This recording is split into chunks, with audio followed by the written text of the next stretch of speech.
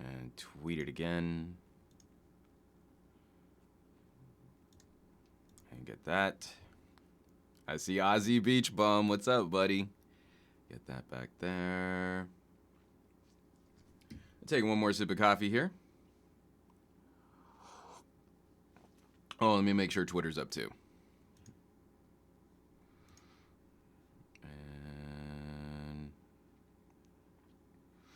seeing Andrew Wallace. I'm seeing TG West. I'm seeing a lot of action on. It's 4 a.m. That's not cool. And Marius. I'm seeing some YouTube. I'm seeing some Periscope. I'm seeing some good faces. I'm seeing some happy people. Sorry, I just have this audio. I had this audio gremlin. I'm just making sure everything's still recording properly. Man, like, it's a good thing I'm rebuilding my workstation because this thing is, my current system is dying. Not dying, but getting unstable by the day. It's all the little gremlins that you excuse when you know that something better is on the horizon. All right. I believe we are live. Ladies and gentlemen, boys and girls, tech fans of all shapes and sizes and sorts and persuasions, welcome to another Monday morning tech chat show on the SGGQA podcast channel. I, of course, am Juan Carlos Bagnell, the SomeGadgetGuy, the SGG of this Q&A interactive podcast. So I'm already seeing some people in this live chat. We're going to be doing some chat back and forth. And then also the purpose of this podcast is always to kind of dig into a few news stories that I think are worth a little bit more attention. Maybe something that fell through the cracks last week or something that broke over the weekend. And we want to spend a little time digging into all of that tech commentary. Aditya Anil, good day, Juan. Hope you are better and happy Cyber Monday. I feel great. Unfortunately, my skin is in that last stage of recovery. So if you have psoriasis or eczema, you totally know what I'm talking about. And right now on camera, it kind of looks like I got punched in the nose, which is, it's just hilarious. And, I'll just front it like I'm some kind of tough guy. Like, yeah, you should see the other guy who didn't get punched in the nose. And for as good as I feel, my voice is still in that last stage of recovery. I can feel it coming back. I can feel that resonance in my chest again. It's hilarious. Getting sick sucks. So, we've got a lot of things to talk about this week. Just a little bit of housekeeping. Going to be in a very odd release cycle for a couple future videos coming up. We're going to be talking about my PC rebuild. Towards the end of this podcast, just some thoughts that I've had on content production, YouTube, streaming, gaming, etc. But because I've got parts coming in, I'm probably going to be gutting my workstation Wednesday or Thursday night, and I'm not sure how to handle that. So we'll see how far we get to making videos this week, because I still have stuff that I want to get done. I've got OnePlus videos, my V40 full phone review is almost done, and then I also want to dig into Huawei Mate 20 and some other audio accessories. I've got this amazing Sennheiser gaming headset that I want to talk about. It's just getting that stuff pushed and getting that stuff actually produced while I'm working on a PC that's not helping me out so much. Farid, damn, I missed so much of SGGQA in the past weeks. Feels like ages ago. Well, thanks for joining, and good morning to Steve DeRoche. I tech you out, guy. This live chat is lit. Truth, belief. All right, let's jump into some news, some commentary. Let me get this first story queued up. I'm not even gonna, so normally I would try and play a few games with you guys and save one of the hotter stories for the end of the podcast, something like that. There are just so many people that have been tweeting me about this story right now. So the story I have up is from, I think this is IRN Post, but a ton of people have covered it. It was just the first one that popped up in Google. LG smartphones, LG Electronics. They posted a patent for a smartphone that might utilize 16 camera sensors, 16 camera lenses. This looks like maybe the next escalation of the arms race for megapixels. So I think this is an interesting idea. So from Harry's Beauty, I wish more people read the patent. That's one sensor with 16 multi-micro lenses, not 16 dedicated sensors, which is it is an important distinction. Now, what I'm curious to see though is what is the sensor that's underneath those 16 camera lenses, because it might be a distinction without much of a difference. So say you've got some kind of APS-C sized sensor, the sensor that goes into most decent interchangeable lens cameras. If that's a really pixel dense sensor and you've got 16 cameras sitting on top of it and you're joining the output of certain lenses, then it wouldn't be substantially different than having 16 phone camera sensors.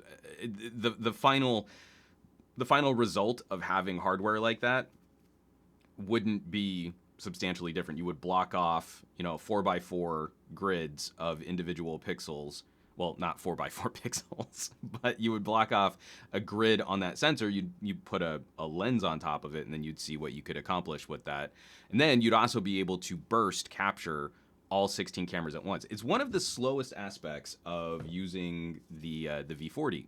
We've got 3 completely different sensors with 3 different lenses. And when you do LG's triple shot, it doesn't take all 3 photos at the same time. It cycles, so it goes from wide to normal to zoom. And I don't like that layout. I wish it went from zoom to normal to wide, but I digress.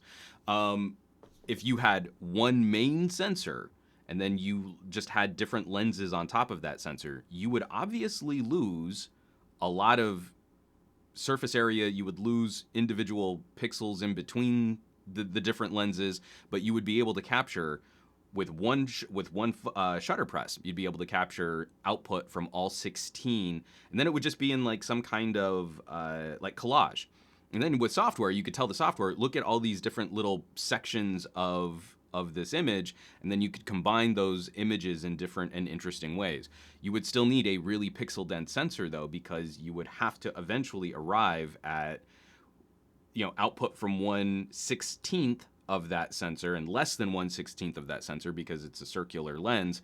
And then you would want to say, well, match this one up with this other lens down here, combine the output of those two, and that'll maximize light, reduce noise.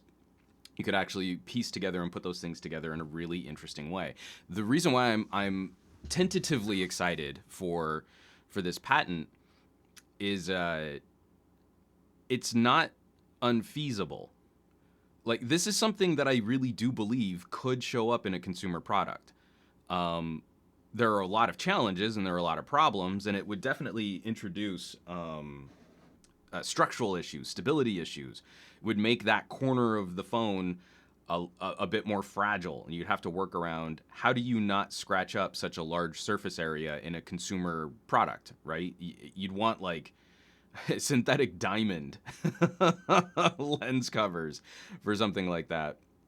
But this is, when we talk about all of those fancy like light cameras and the L16 Litro and all these companies that have tried to make smaller sensor combined software algorithm output work, instead of having a super zoom lens, a big fat honkin' lens, or an interchangeable lens system, this is the solution that would probably work best for our phones. Sorry, just a quick drink of water right there. So if you had something like the L16 and you had more individual light acquisition and lenses combining output from different through different software algorithms, then I think you would have a much better solution for achieving some interesting photographic solutions. That being said, this is just a patent, so we'd have to see what that means. And also, it seems like LG's patent is highlighting some of the more gimmicky aspects, not necessarily improvements to core photography. Just going back into this article, they show, a smartphone with 16 camera lenses, and they show, like barrel distortion, wrap distortion, pin cushion, and all the different things that you can do to create like a more 3D effect for your photo. So this is something that you can do right now with a GIF. So you take a photo and you slightly tilt the camera, you take another photo and you quickly bounce between those two photos, and the subject, as long as you've got some kind of depth of field blur behind you, just that slight difference in perspective and angle will make it feel like your subject is standing out further from the background, or more separated from the background without any kind of software cutting. It just pops your subject a little bit more, and all you need is just a very slight angular change to create that shimmy effect. And with multiple lenses also capturing different angles and different perspectives, and a wider angle, maybe more of a zoom, and combining that image data could achieve something very similar. For me, what I would like to see is more of a focus on, say, those core lenses in the middle. So like, let's say you block off the 4 lenses in the middle of this 16 lens grid, and you've got a super dense, pixel dense image sensor, but it's a really large image sensor, like maybe even a full frame 35 millimeter image sensor. If you pull the output from those 4, you could stack that very quickly to make the same kind of solution that we see with a pixel camera, where instead of one lens, one sensor capturing a burst of raw files and then stacking them together, you would have one shutter press would capture those 4 images. Software would take that raw data, and it already knows the noise profile because it's the same noise profile from the entire sensor. Stack those 4 really quickly, and then output one really high quality JPEG off of that image data. But you would need a super pixel dense sensor to do that, or you'd end up with like HTC style ultra pixels. It would be the result. The final result would be like a 4 megapixel image, and that would be that wouldn't be as desirable. So this idea has merit, but we'd be talking about an image sensor like that, you would find like on a Nikon D800. Maybe something like that would give you a pixel dense enough surface area so that all of these sensors could properly combine images or shoot individual images and utilize all of that information. We don't end up with really low resolution garbage. Sayantan Mitra, 16 cameras, don't you think it will affect the price? So if it's 16 individual sensors, then that's going to be a significant bump to the price. If it's one really high quality sensor, that's going to be an expensive solution for the price. And then it's also just a novel technology. Like, if LG really does this, even if they don't necessarily crush it, even if it's got some bugs or it's got some issues out of the park, this is so novel and it's so new and it's so fresh, we should expect that it should come with a pretty hefty premium, because no one's really attempted anything like this on a phone. We're all kind of looking to what Nokia is going to do with their pentalens. What 5 cameras on the back of a phone is going to bring for consumer photography? Same thing, Samsung with a 4-lens mid-ranger phone. Where might there be other compromises to make 4 lenses cost effective for that price, for that profit margin?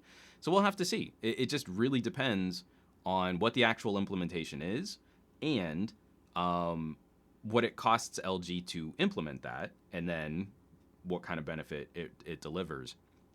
If it suddenly just starts blowing the doors off of like low-cost DSLRs, then it should come with a price that's commiserate with you not having to carry around a DSLR. From Harry's, with multiple view from the sensor, you can do more options like those 360 degree multi cameras. Definitely a solution I'm sure LG is taking a look at. From Aditya Anil, but LG being LG, will it launch at $1,200 and in a few months we'll get it for around $600? I feel bad.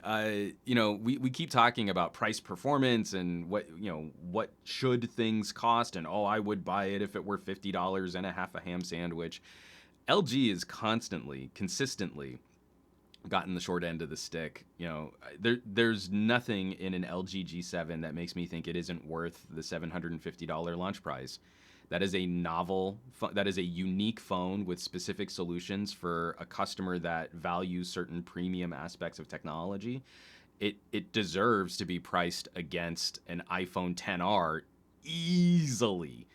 And yet, people write it off because as long as they can just wait it out, they'll be able to get one for like $500.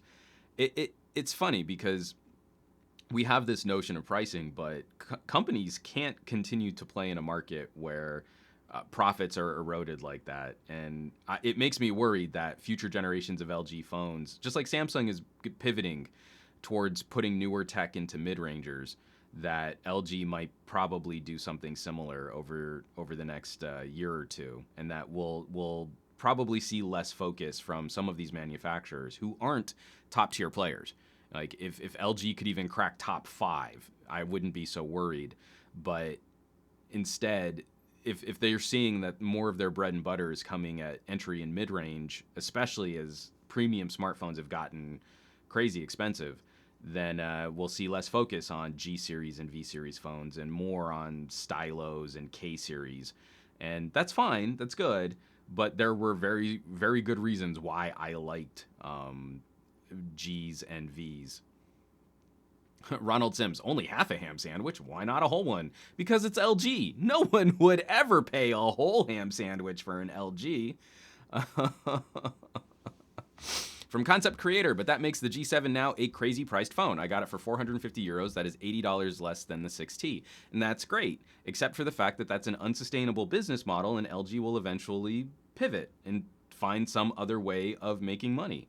Again, it's great for consumers when we can get awesome deals like that, but we have to understand that getting a phone like a G7 for 450 euro is probably not something LG is going to continue to be interested in over the long haul.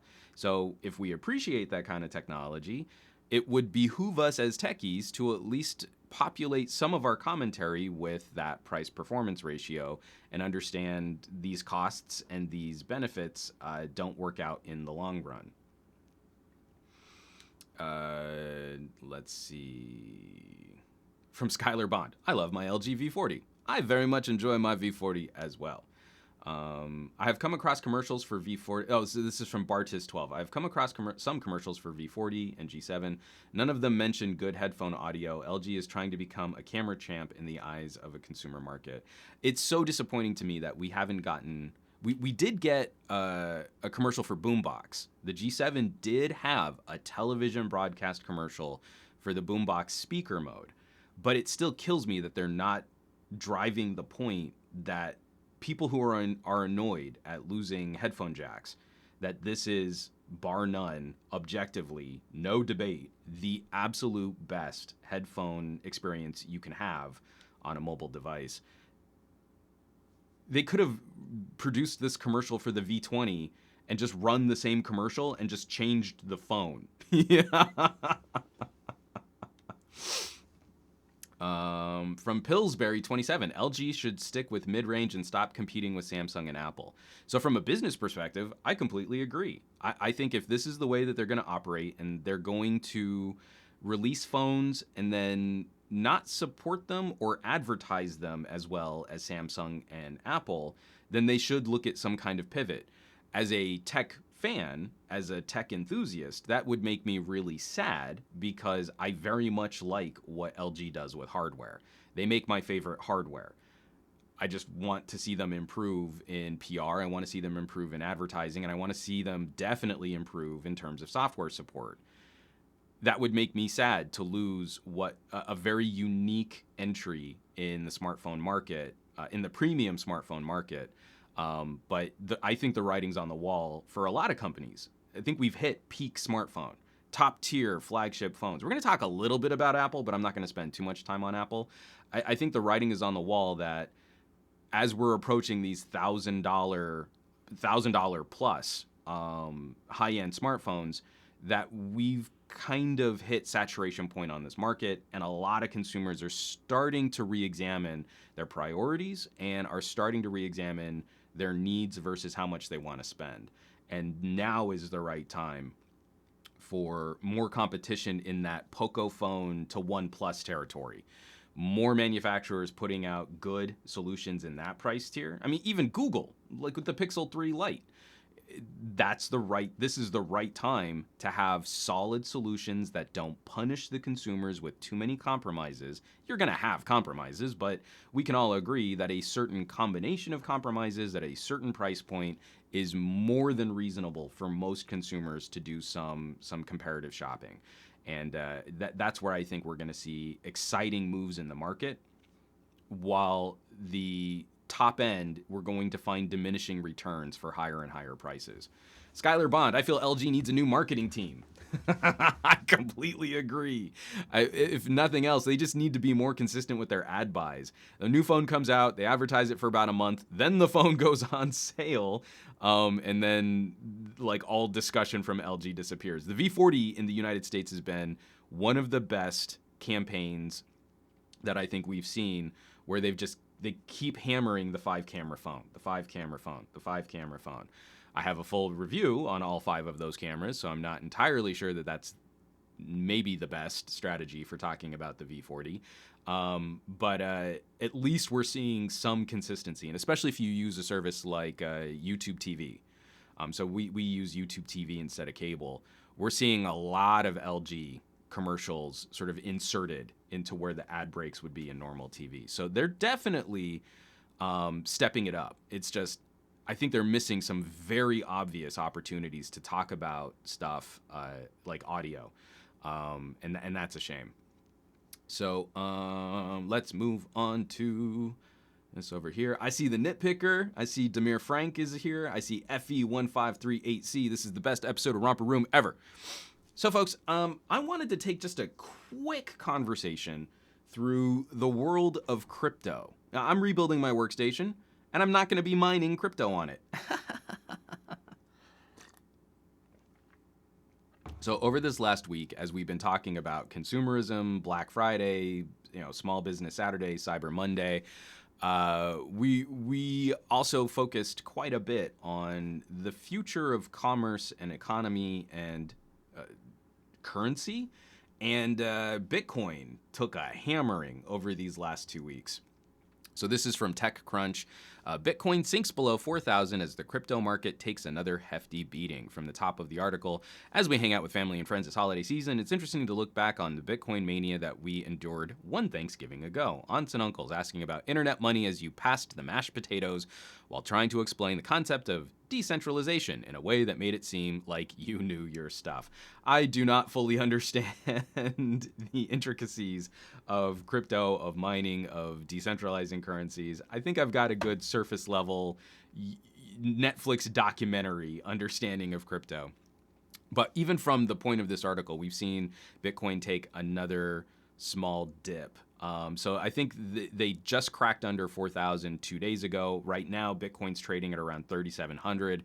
It's not looking like a really great market. Now, why do we think that is? What do we think blockchain technologies should be utilized for? Should we be using this type of verification system, which is very energy heavy, with a major currency? And I think one of the things that's definitely putting a crimp on Bitcoin, once we got out of that speculation bump about, from 2 years ago to a year ago, where we were seeing Bitcoin highs, 19,000, 20,000, and then the whole market just plummeted. I think a lot of people on the ground, Bitcoin investors, fell for the same sort of speculation bubble that's hit a number of other utilities. It hit the housing market. It hit the energy market in California. I think we're kind of building up some more bubbles in our economy in very similar ways. And Bitcoin kind of fell for the same rush. A lot of people who didn't know what they were doing got money in the game, which inflated the price. And then when the realities of speculation were corrected for, the actual value of this dropped significantly at the worst possible time, because energy demand for Bitcoin has never been higher. So when we look at the cost of mining Bitcoin, The Guardian actually cited some very interesting new research on that. Energy cost of mining Bitcoin is more than twice that of copper or gold. Again, from the article, the amount of energy required to mine $1 worth of Bitcoin is more than twice that required to mine the same value of copper, gold, or platinum. According to a new paper suggesting that the virtual work that underpins Bitcoin and similar projects is more similar to real mining than anyone intended. $1 worth of Bitcoin takes about 17 megajoules of energy to mine. Other cryptocurrencies also fare poorly in comparison. The researcher writes, ascribing a cost per dollar of 7 megajoules for Ethereum and 14 megajoules for the privacy-focused cryptocurrency Monero. But all the cryptocurrencies examined come off well compared with aluminum, which takes an astonishing 122 megajoules to mine $1 worth of ore. I mean, it almost makes you want to say, like, maybe all of our phones should be made out of gold just for the energy costs. But I digress.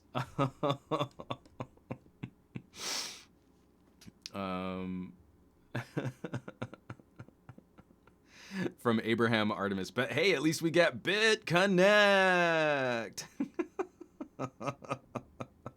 From Fat Produce, HTC is hating this news for the 5 HTC Exodus. And my buddy Andrew at Fat Produce is totally into blockchain and crypto technologies. For it. Now that cryptocurrencies are slowing down, HTC's new phone should be renamed to Exodust. I love it. But an exodus is sort of leaving something, I guess.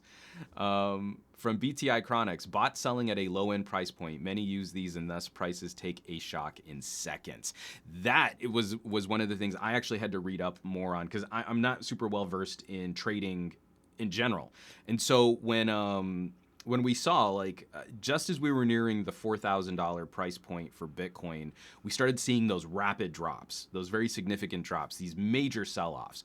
Of course, it took me longer than it should have to snap. These automated systems that we use to trade other, stocks and bonds and things, of course we would be using similar systems for something like cryptocurrencies. So once we saw sort of a danger point, and it seemed to be around $5,000 for a lot of Bitcoin investors, we just saw these massive sell-offs. That puts an even bigger hurt on these energy costs.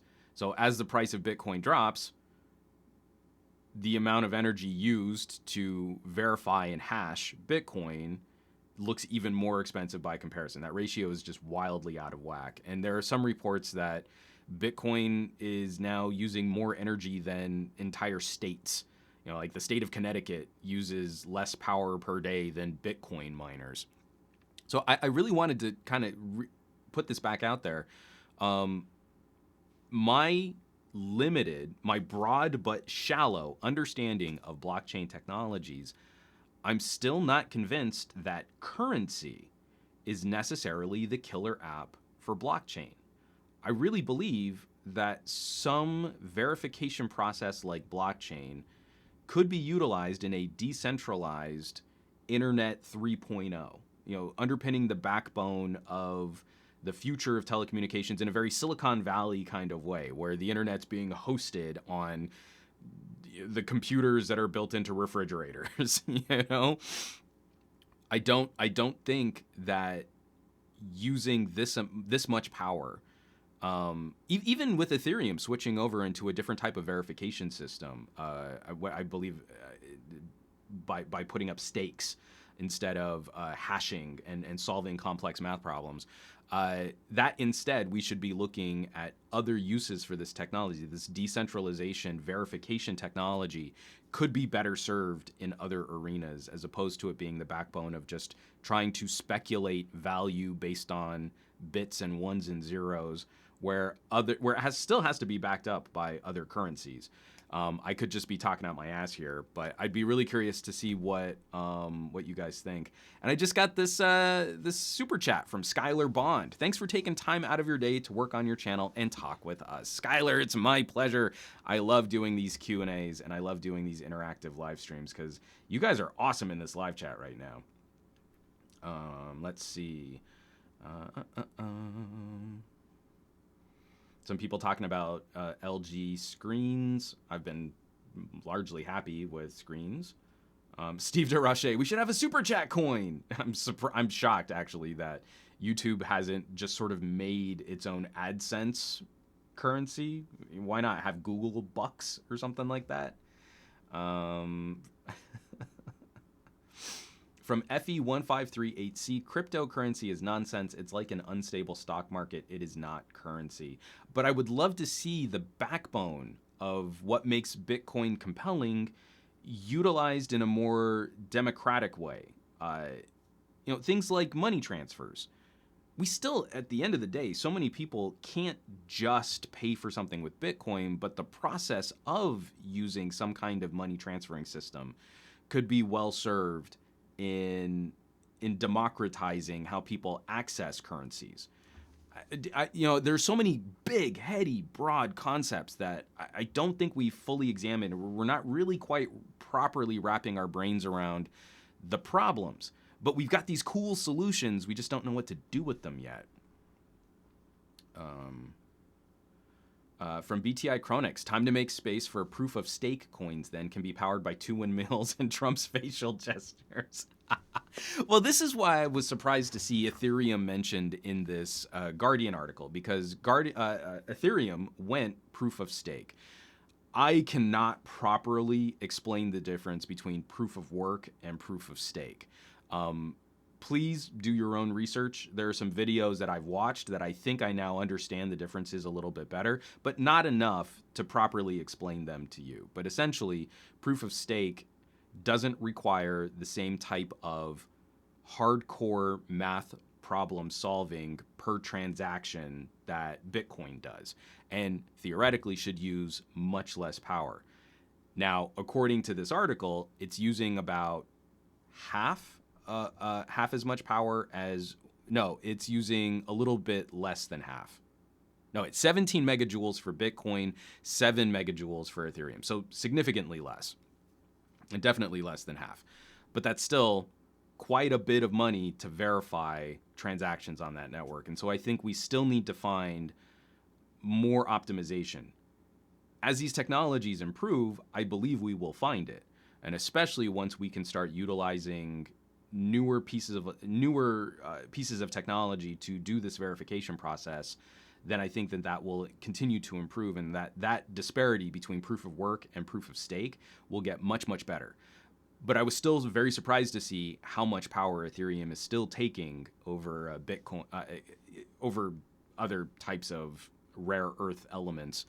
But it is doing better than Bitcoin. From Farid, I think I'll only use cryptocurrency when it's approved by my local government. And that's another sort of difficult stumbling block. The core ideology behind these cryptocurrencies is to get around the notion of sort of a state bank or some sort of privatized, issuer of currency. So I think it will be a challenge to reconcile the political and the philosophical underpinnings of something like a cryptocurrency against those of us who are looking for some kind of stability in a market, who are looking for it to be backed or supported, or that there's some trust in the value. There's very little trust in Bitcoin's value when it can fluctuate so aggressively and when it can be so easily manipulated by people that are speculating on that property.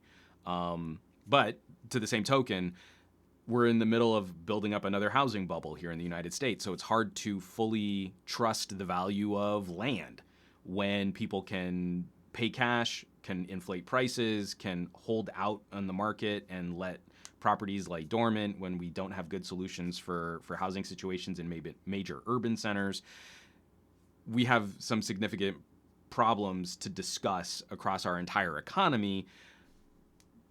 I just don't have a lot of faith that Bitcoin is going to see us through. From Fat Produce, I just carry around a leather pouch filled with Sacagawea dollar coins so I can roleplay the Wild West life. I see lover of tech. What's good, Juan? Everything's good right now. We are talking about some cool technology. Ronald Sims. I should have brought this one up too. I don't have a link for it. Ronald Sims. Ohio became the first state to allow taxes to be paid in cryptocurrency. So we're seeing some progress. I want to celebrate Ohio making that move because here in California, I live in what's his name? I can see his weaselly little face. We talked about him last week on the show, but my house member in my district here in California is a gentleman that has railed against cryptocurrencies while taking a lot of money from credit card processing and other financial institutions, and that makes me very frustrated because as liberals we should be more progressive than that.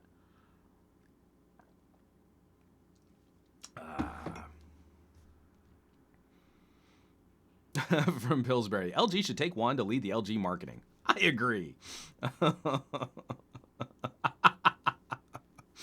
Start a change.org petition to get Juan as the offsite PR dude for LG Global. Only if that's my official title. Offsite PR dude. Oh, interesting. BTI Chronix. Ethereum is not proof of stake, though. They planned on switching, but it didn't seem to happen. I can still mine Ethereum with my 1080. I did not know that. I thought they had made the transition. If there's anything that actually does properly resemble proof of stake, I wonder if there is any data on energy costs for something like that. I'm gonna have to look into that. I need to play around with that a little bit more. From Geo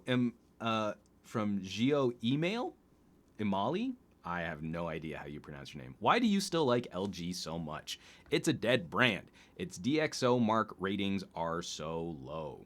So first of all, DxO Mark, I don't really have any significant issues with how they test their phones, but I very much disagree with any type of creative hardware being ranked by one number score.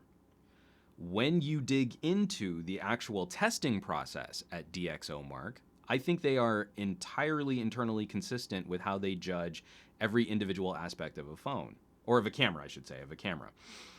But it's near impossible, in my opinion, to properly convey the experience of using a photography solution under one number score. It's why I very much try to emulate the testing consistency of an outlet like DP Review, Digital Photography Review, where you get kind of a one score, thumbs up, thumbs down conclusion, but they are very clear about listing in bar graphs under that one score the pros and cons of a phone. It's like you take that big template. DxO Mark does something similar, but really they're just trying to push the DxO brand under this. It got a 98. It got a 101. It's the bestest phone ever. You can't. You can't arrive at a proper conclusion for your needs if you don't know the pros and cons. And I think it's worth continuing to invest in that conversation because almost every photography trend that we've been walking over the last 2 years, especially with the rise of the Pixel and Google's style of auto awesome image processing, are the directions that I don't enjoy as a photographer and as someone who actually uses phone camera footage in a lot of my videos. I don't like systems that take the reins and remove you from the decision-making process. I don't like HDR. I don't like it when everything is juicy and oversaturated and hyper bright. I like contrast. I like really dark images that highlight a very specific piece of information for the eye to discover. In much the same way that I like painters like Rembrandt. It's a super rich tapestry on that canvas, but most of it is dark because he's really wanting you to look at this one face in a sea of other details. And that's why I want camera systems that give me the tools and give me the hardware to properly achieve that. You can always throw on a third-party camera app, but none of them will work as well, as consistently, as efficiently as the camera app that's linked in your phone's firmware. When you double-click a power button and it fires up the camera app, on an LG phone, I go directly into one of the most beautiful, streamlined manual modes that will drop a high quality raw image, or one of the absolute best video modes available to any mobile photographer. So I don't believe you should be able to call a video mode a manual mode unless you can lock down the shutter speed. That sounds kind of silly, but when you're really trying to match lighting, when you're really trying to control what you see, or you just don't want things like, you've panned your phone across a TV screen and it starts flickering like crazy because the phone is making an adjustment on the shutter speed that you can't control, then that's something that I want to have, and it's something that I want to continue to highlight. Because while there are issues with the terminology and the vernacular, a lot of people are going to sit back and like, oh, I don't want to learn about all that math, and I don't want to have to know about all of this photography stuff. But when you show them better tools, there are a lot of people out there who want to capture better images, who want to capture better videos. They might not get into the nitty-gritty of all of the math, but they still appreciate having access to control and stuff like that. And also, I feel like LG just shot themselves in the foot again with the V40, because when DxO was putting out camera scores, well, I don't know, DxO hasn't even done the V40, have they? I know they just got around to doing the G7, nifty. But what I grade a camera on doesn't always quite line up with what DxO grades a camera on. And things like, like the glass lens element is a very interesting conversation in pros and cons. On the G7, you have terrible issues with ghosting lens flares. So if you take a picture of Christmas lights, you'll see a hard replicated ghosting pattern of that light sort of blooming out from the light. It can look really ugly. I'm very critical of any type of lens quality problems. But if you know that that's part of the problem, you can kind of account for it. You can kind of address it or compensate for it. But for having a smaller image sensor, the G7 is one of the most tactically sharp lenses that I've ever used. So it's pros and cons. I like having those choices. So it's one of those things that you can go off of a one number score, or someone saying on YouTube, thumbs up, it's worth it, thumbs down, it's not worth it. But you're not really digging into the nuance of what makes one system better than another. If the only thing you care about is the best possible HDR juicy color, then yeah, go get a Pixel. You're fine. It's great. If you have any other designs on capabilities, on the flexibility of focal lengths, on different video modes, if having control over what it is that you want to capture, being able to disable features, having substantially higher quality audio capture if you like to shoot video, not only having higher quality audio capture, but amazing tools for controlling the gain, monitoring what you're hearing so that you can prevent distortion, having automatic modes to reduce concert distortion for when sounds get too loud. All of these things way better on an LG. And I don't know that I found any other solution that in any way, shape, or form matches what LG delivers natively. So again, it's fine. DxO gives you that one thumbs up score if you want that, but typically I find that sort of dies at the end of the discussion if you care about more than just hitting the shutter button. If you care about more than just tapping a shutter button, then you need to look at the individual metrics, and you need to also sort of cross-populate your opinion. I'm obviously going to be ranking some things higher than DxO. DxO is going to be ranking some things higher than me. And then you probably still do want to factor in other people's reviews just to see what their experiences were. But LG, like I mentioned before, LG is always going to shoot themselves in the foot because they put out phones to reviewers in a very raw state. So reviewers will get the phone sometimes up to 6 weeks before they're available for retail purchase. And over that period of time, we might get a couple software updates, or we might not get any attention until the phone is available for retail. Which means a lot of people have crafted their reviews on completely unfinished hardware. So if you look at my LG V40 camera review, I waited for 2. I had to reshoot the second time. I had to reshoot a lot of my samples because there were 2 very significant camera updates for the V40. If you look at reviews of the V40 from when it first launched, the camera performance is noticeably different between launch and now. But how many people are going back to re-examine the camera performance now? Not a lot. So that's partly the fault of the reviewer, but that's mostly the fault of LG having this kind of early buzz system, trying to generate early buzz on this stuff with phones that aren't quite finished. You're not gonna have a lot of people like me going back for an LG. The SEO just doesn't make sense. Those are the phones I want to talk about. Those are the conversations I want to have, but most people just give up. So it's one of those reasons LG really needs to work on the strategy. I would hope next year, in the future, I don't know, at some point, I really think LG needs to give up on techies. They're never really going to get a fair shot. You have way too many people who will sit there and say things like, oh man, the G7 is so underrated. And you're like, it's your job to rate phones. How can a phone be underrated unless you have gone out of your way to rate it lower than you should have? That's your job. If you review these things, rate it higher if you think it deserves to be rated higher. The solution is pretty simple. But again, a OnePlus video will score so much harder for SEO. For Google rankings, for search engine optimization, a Pixel's gonna score so much higher.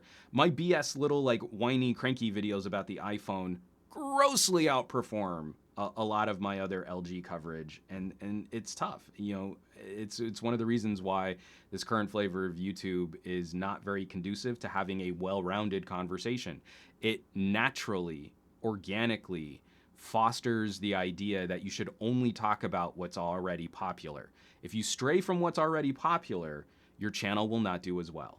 And then you won't be viewed by as many people, and people won't share your videos as often. And it's one of the reasons why I am so eternally grateful for having a community of folks on Patreon that are contributing directly, because I wouldn't be able to continue focusing as aggressively as I do on LGs, on Huawei's in North America, because we can't buy Huawei's here, and on some of these other experimental videos that I'm trying to produce, more concept driven than just here is the phone review, and I do the exact same thing with the same pretty phone photography and say the same words and tell you what you already know about the phone and then tell you that it's worth it because it's popular.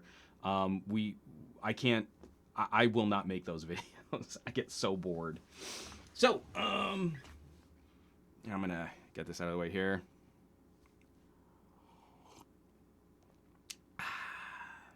I have no idea where we're at. From Moomin74, I've still got an LG G3S Vigor from 2014. I was surprised to see it got a software update from LG this year. From Steve DeRoche, aha, shots fired, that underrated comment. It really bothers me, because I've seen that on a number of things where just as a new product is out, a tech reviewer will go back to an older product that they completely ignored and then start working it back into the conversation. I had to call out John Redinger, because he totally did that with the Microsoft Surface Pro.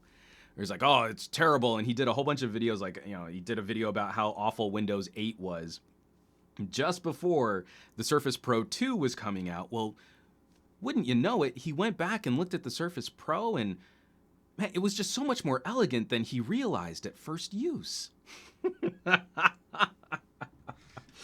I was very, very frustrated with Marquez, too, with the G7.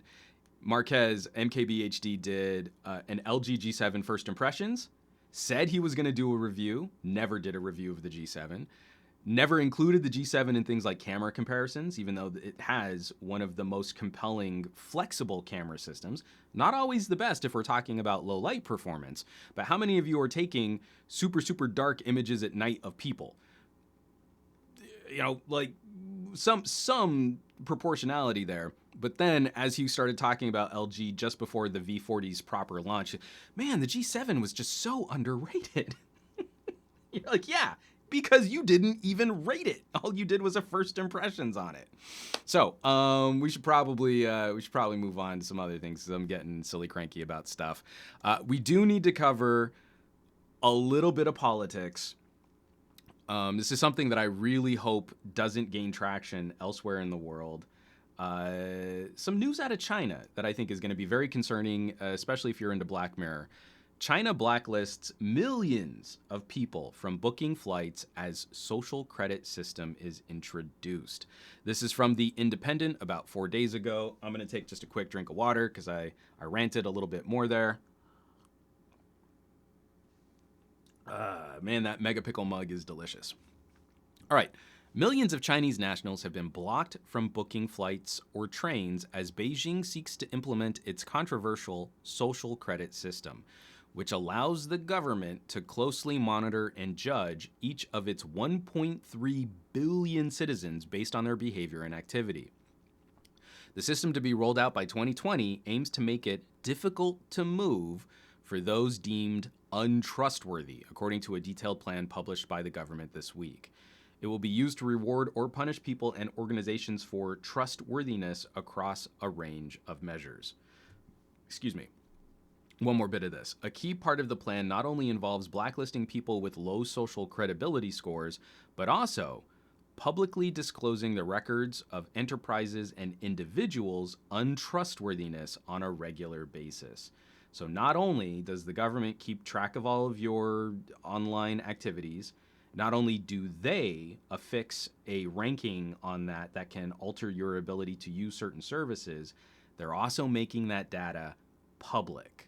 So there will be not only the private citizen to government relationship, there will also be an aspect of public shaming so that you will know if people in your social circles are untrustworthy, because something tells me as we're linking some of those ideas together, it would be shameful to be caught associating with someone with a terribly low social credit score. So I am very concerned about the application of this type of monitoring, of this type of ranking. We're already seeing certain elements. We've already seen certain elements of that play out in sort of an economic way. Law enforcement, the FBI, the CIA, they will look at things like credit scores. If they can get access to your credit score, that can sometimes be used as an indicator of how vulnerable you are. So not necessarily directly a trustworthiness, like if you have a high credit ranking, you're a more moral or you're a better person. But in things like security clearances, that matters a lot, because if you are shown to have financial instability or financial problems, that can affect your security clearance because it makes you more vulnerable to someone looking to crack into a secure system. You could be bought off or you could be paid off. So this, though, China's implementation of this feels horrifically, Orwellianly punitive to individual members that are trying to exercise, or even if it's not necessarily a direct. I'm American. I have a very Western perspective on things like speech, free speech, whether or not the government should be able to silence or chill certain types of criticisms or speech. And America doesn't always live up to its own lofty ideals, but there are members of our citizenry that do try to approach that conversation free of the fears that they're just instantly going to be locked up for voicing their concerns. Instead, they'll be locked up for pot. So when we see that China has not only drafted this as a proposal, but is in active implementation for the system to be going wide in 2020, that's only a year away. And the early implementation of the system is already affecting millions of people in China. That to me is a terrifying. Again, we look at science fiction, we look at Black Mirror, we look at shows like that highlight some somewhat outlandish idea of a future, and maybe here in the United States it would have been like, what kind of social media score do you have based on private institutions like a Facebook or a Twitter? We already have sort of an influencer idea where some people can generate a lot of following in a specific on a specific platform, and that can deliver them certain benefits and certain relationships that other people don't necessarily get to benefit from. But it's more of a a positive reinforcing cycle and less a negative reinforcing cycle. China's implementation here, it seems overly punitive and largely built on a negative reinforcement, a negative downward spiral. And once you're on this track of being untrustworthy as viewed by these social media scores, something tells me it's going to be very difficult to crawl out of that downward spiral. Again, I would be very surprised if the public disclosure of this type of ranking system and this type of monitoring system doesn't have an immediate negative effect on those who are already vulnerable in this type of system. From Farid, so are we having a separate cabin for locals and tourists in Chinese airlines? From Philly Tech Reviews, so your credit score can get you locked up and killed. From Aditya Anil, but one, a democracy is a democracy. The people have the power to overthrow those who are corrupt and in power. Unless China brands themselves a dictatorship, this is a huge breach in trust. From Jules Kachap, that social credit score has a similar episode in the TV show The Orville, where you can upvote or downvote citizens. That was funny. The Orville's was funny, and again, I really feel like that would have been an episode of Sliders if Sliders were still on today. It's a lot less scary when it starts happening it's a lot less funny and a lot more scary when it starts happening for real. From Samuel James, Juan, we don't have a democracy here. We have an oligarchy. Well, again, you know me being sort of leftist leaning, and we are going to be talking about a story about antitrust here in just a minute. While I commiserate with that, there are too many aspects of our republic that do have immediate impact when we change power at the top peacefully. I keep pointing to net neutrality as the major data point that both parties aren't the same. The Democrats have been terrible about policing new technology, drafting legislation which appropriately helps us regulate the tech space, and they are the absolute worst, except for all the conservatives who are way worse at this than they are, and trying to do things like actually gut consumer protections and regulations that benefit the largest majority of the population who agree with some kind of regulation over this space, some kind of net neutral type of policy.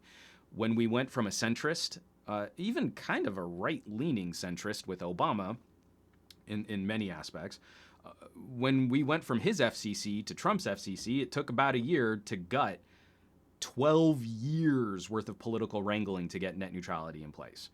Both parties are not the same. Both parties have problems. Both parties are way over-influenced by outside money and funds and campaign contributions and lobbyist efforts, but both parties are not the same. From Harry's Beauty, Juan, do you still have your LG G Flex 1 and 2 V30, V40? What about comparing the OLED quality improvements? Seems like people keep saying bad things about it because Huawei and Google use lower grade displays. That's actually kind of an interesting idea. I do have my G Flex 1 and 2. And actually, an LG G Flex versus OnePlus 6 display quality kind of video could be a lot of fun. I'm gonna have to take a look at that. Thanks, Harry's. That was an interesting idea there. From Gio Email, opinions on crash of Apple stock. Gio, hit me with that just when we get through these next two quick little political stories.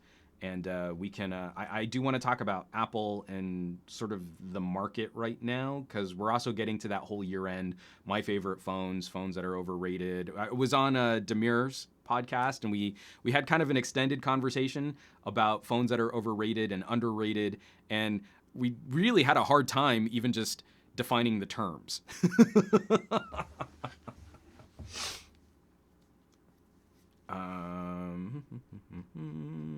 And from @FatProduce, what would you say the best unlocked phones are at $200? At under $200, my coworker is having troubles with her Moto G4 Plus. Okay, Gio and Andrew, save that for just one more minute because I want to just double up these last two stories here. I want to get back into this. One more bit of news, sort of China adjacent, but more our political process and why our political process is having some difficulties. The US is asking the world to say no to Chinese tech giant Huawei. There's not a lot in this Business Insider Australia article, but the 4 bullet points are listed right here at the top. I'm going to take another quick drink of water. Okay. The U.S. government has begun to rally its allies against Chinese tech giant Huawei, fearing its close ties to the Chinese government.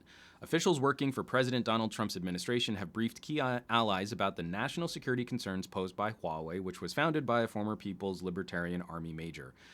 I don't know why that's necessarily bullet point relevant. The Wall Street Journal reported that the administration is also considering offering financial aid to countries that step up and block Huawei. The outreach over Huawei comes as the world shifts to adapt to the US's new confrontational posture against China. This has been one of the most difficult stories to follow, to keep up with, and to untangle as the Trump administration stepped up this conversation specifically against Huawei and ZTE. I think it would be fair to say that Huawei has had a colorful past with some of the issues regarding network IP, intellectual property. When we look at the growth of the Chinese tech sector, I think there would be some fair criticisms to say China hasn't always been the nicest economic challenger when it comes to leveraging new technologies and copyright over intellectual property from competing vendors. However, I do have a problem with our law enforcement agencies and our current administration posting these types of conflating fear-based reactions to China. So when we look at Huawei, it's always mentioned Huawei's the number 2 smartphone manufacturer. And so now we've got fears over Huawei and the Chinese government. Well, I feel like the organic link would be to say, oh, well, if I have a Huawei phone, it's spying on me and sending my information to the Chinese government. But really, what I feel the concern is from sort of a global standpoint is what is Huawei's relationship with the Chinese government in regards to telecommunications infrastructure equipment? Because I still have yet to find anyone who has monitored traffic on a Huawei phone, who has dug into Huawei firmwares, who has used consumer-facing Huawei products and found any more significant security concerns than what we might find on any other number of smartphone manufacturers. I saw another recent story too of Google pulling a whole bunch of malware off of the Google Play Store. We have these Trojan horse attacks. But that's not necessarily endemic of one particular manufacturer playing fast and loose with consumer data. In fact, for as much as I love OnePlus, OnePlus has done a poorer job of maintaining customer financial information. They had the whole credit card processing problem, and they were putting up user identifiable information based on these like quality QA assurance programs and OnePlus improvement programs. Information that could have identified you and your phone was going up to a server in China, and it wasn't properly protected. It wasn't as safeguarded as it should have been. So we don't hear the same kind of fear-mongering about Oppo, about OnePlus, about BK, that we hear about Huawei and ZTE. But Huawei and ZTE make telecommunications infrastructure equipment, and I really feel it would be more... It would be more reasonable, it would be more responsible, I should say, by these news outlets to put just a little bit more crowbar separation between what the administration is talking about when they're saying we're going to offer financial aid to companies that step up and block Huawei. They're talking about Huawei infrastructure. They're talking about Huawei cell phone towers and Huawei networking equipment. They're not talking about Huawei phones and Huawei laptops. those are different. And that nuance, I feel, is important because consumers are going to see the number 2 smartphone manufacturer in the world, and we're blocking Huawei. And they're going to stop at the fears of the phone. If there are real concerns about Huawei networking equipment, consumers should know about that. And we should have more of a say or more conversation about our future plans for 5G deployment, even though I think that's mostly just buzz and vaporware at this point. I don't think 5G is really going to be this amazing killer improvement to mobile telecommunications equipment that our government and our ISPs are making it out to be. But if there are concerns, or we can point to vulnerabilities or political issues in utilizing Huawei networking traffic, then the citizenry should know about that. But right now, we're having a woefully immature conversation. And I don't mean immature, like name calling and like pulling hair. I mean, we're conflating different aspects of major parts of business to try and scare people. And I think it's not having the correct effect on how our market should be safeguarded, how our market should be maintained. From Goran Petrovic, I am against Huawei in many ways, but in that story, USA against Huawei, I'm totally cautious and even more on Huawei's side. Proofs are non-existent. Russia, France, Germany would do the same if real. I really feel like I want to say there was a lot more chatter. Oh, Farid, we don't hear the same commotion about Huawei in the EU as well. I feel that there was an investigation happening in the EU. Someone please correct me if I'm wrong, but I feel like there was a very quiet story, I want to say about a month ago, of the EU examining the role of Huawei telecommunications equipment being utilized throughout the European Union, or might have been the UK. I'm such an American. I apologize if I got that wrong. But that, to me, was the right way to go about tackling that story.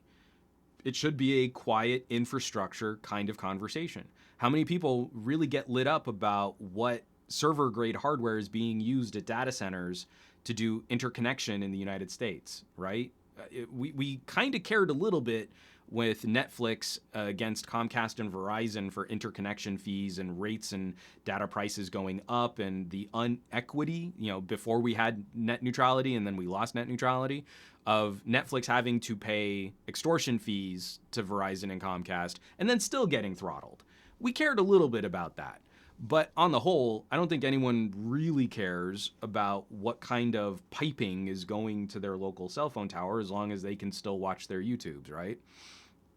So that to me is about the level of social panic, of consumer panic that we should see. There should be a story about an investigation going into the merits or demerits of utilizing certain types of telecommunications equipment. And that's not the same as your phone spying on you because China. That to me doesn't help people, and I feel it overly sours the conversation in a way that could get in the way of someone seeking good information.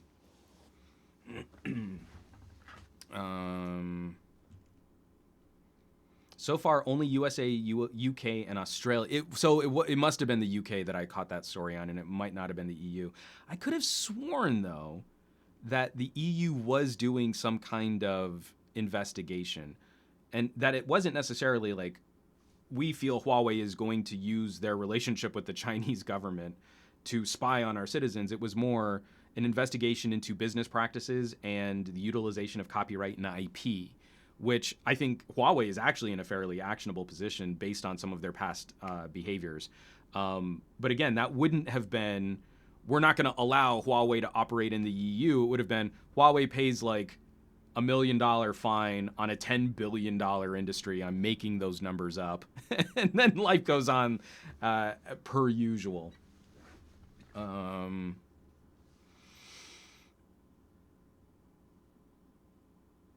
And from Bantav, I'm not entirely sure what you're asking, Bantav, why Netflix is too much popular as compared to others in USA and now slowly in the rest of the world.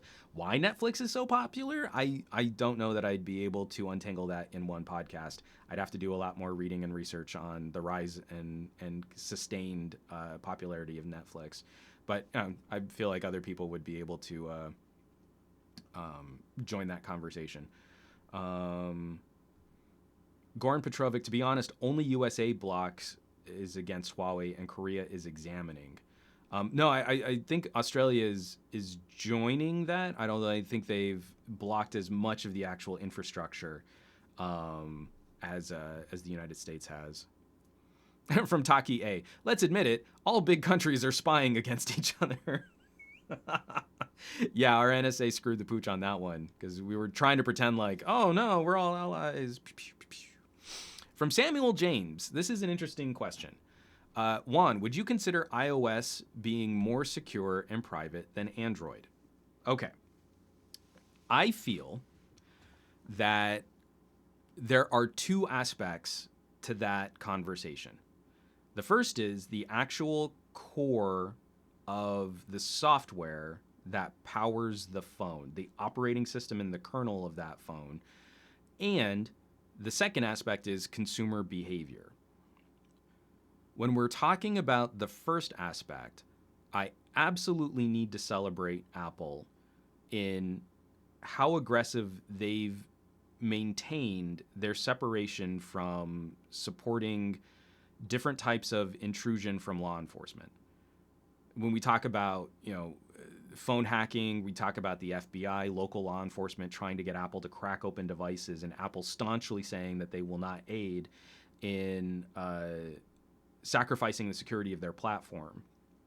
Now, because someone does a bad thing on an iPhone, using an iPhone, doesn't mean that everyone should have to suffer a less secure device or a device with backdoors that law enforcement or the government can easily access.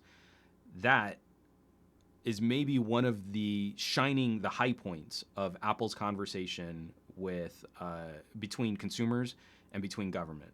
That has been incredible. And I think Apple deserves every pat on the back, every accolade that they have maintained their position against some pretty heavy government and law enforcement backlash.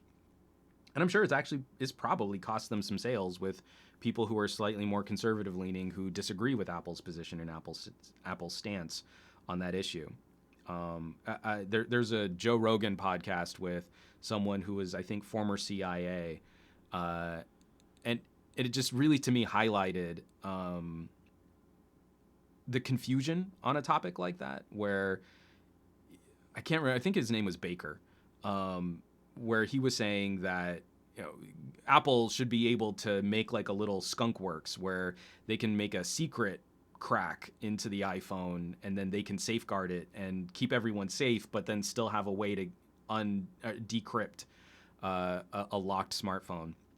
And then in that same podcast, in that same conversation, he talks about how there's like this huge infrastructure of corporate spying, and that like you can't keep any secrets.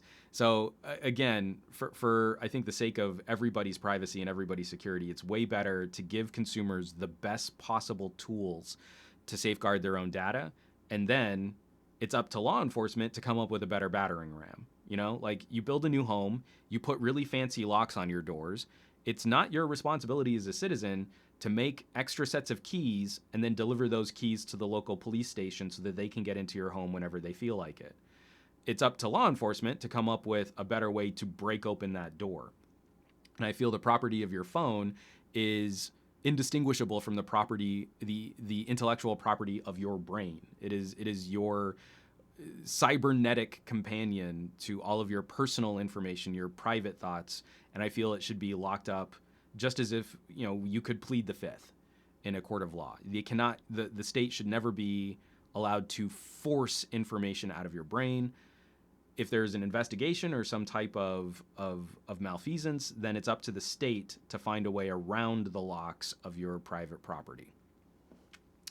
That being said, the reality of any mobile computing platform, iOS or Android or Windows, or if you have a Fire phone, I guess, or Palm Pilot, the realities of that kind of fall apart based on consumer behavior. If you want the most secure platform, you kind of need to give up on a lot of services.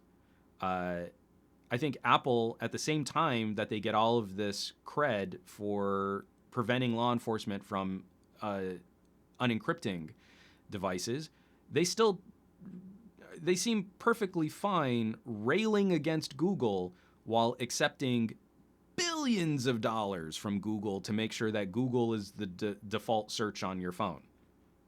Do you ever search on your iPhone? Then you're not really any safer on an iOS device in terms of data security. Tim Cook talking about companies like Google weaponizing consumer data, profiting off of consumer behavior. Well, Apple is too. And directly, Apple is taking billions of dollars from Google to make sure that Google services are properly incorporated into the iOS ecosystem. So your behavior opens up some huge gaps in that security. I think right now for all of us techies, it's a good time to look at diversifying how we utilize different services. I've peeled away from a lot of Google. So I use Firefox as my main web browser on both desktop and mobile. I use OneDrive for my main backup solution for photos and for other pieces of information. It's not just photos on your phone. I have all kinds of documents and things that I like to back up too, and I'm already paying for Microsoft Office, so I have a pretty good chunk of OneDrive space that I'm using for that backup too. I use Bing as my search engine because they bribe me to, so that's funny. But you can't just say iOS is more secure. iOS is only as secure as your behavior. Android is only as secure as your behavior. If you have Facebook on your phone, you're kind of screwed, right? That's the truth of where we're at right now. The phone itself is not as critical as the collection of services that you run from your phone. So that's the gig. Goran Petrovic, as Ibrahim said, privacy is an illusion.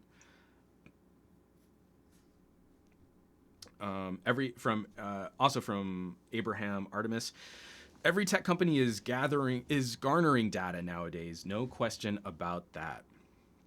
And really, I think the next phase of data and services is going to be the consumer having more say as to how that data is utilized. There's sort of a growing.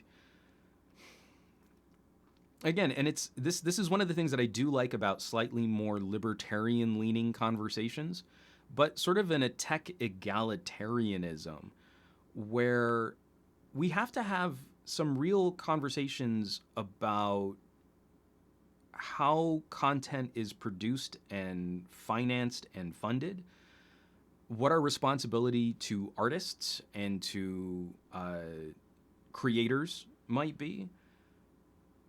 We look at musicians who die completely broke with super popular songs.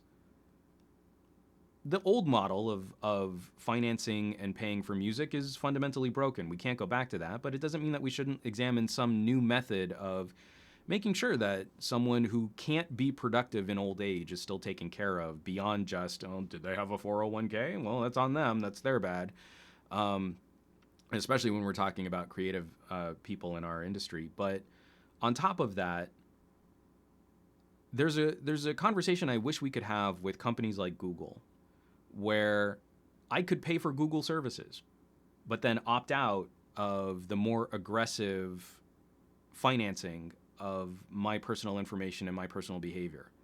Like maybe there's a dollar amount that they could show me when I use Google Maps, that when I use Google Search, that when I use YouTube, that my interactions with different platforms contributes a certain amount to how they market their data. And I could pay Google directly to opt out of that data acquisition. I would like to be able to have that conversation with Google, but I can't. I can't pay Google directly for Google Maps. And I keep saying the word Google and all my phones on my desk keep lighting up.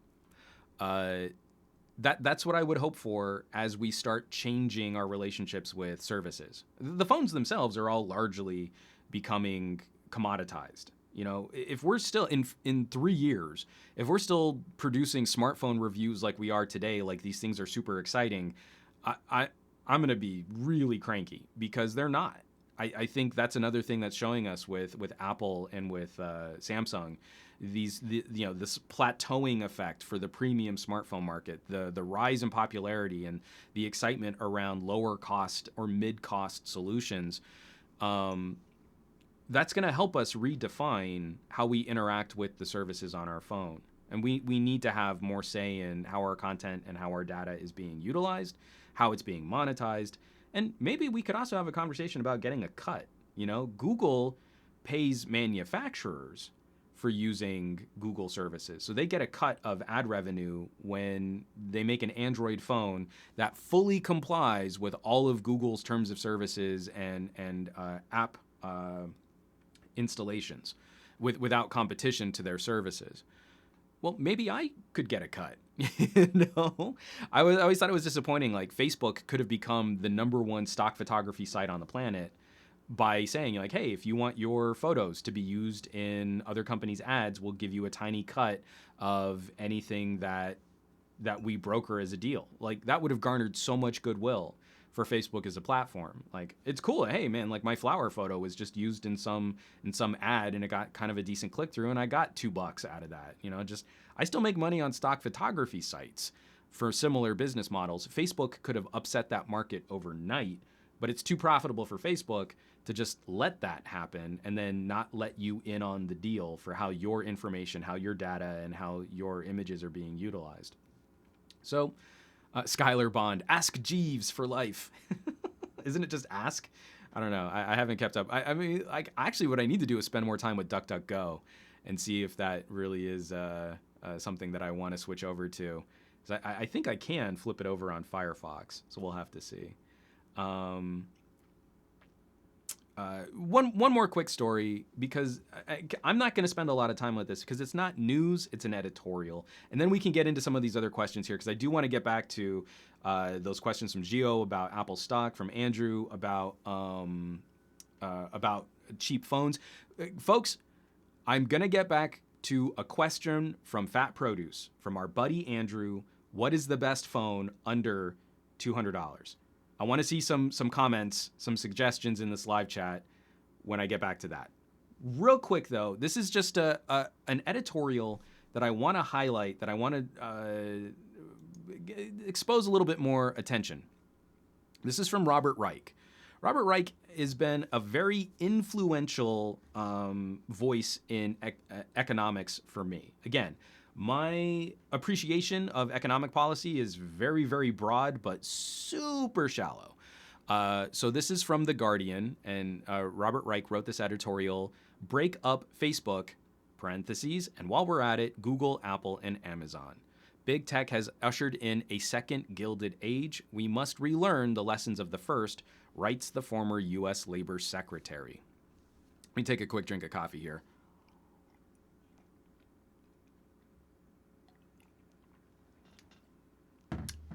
Sorry, that was a lot more ASMR-y than I intended it to be.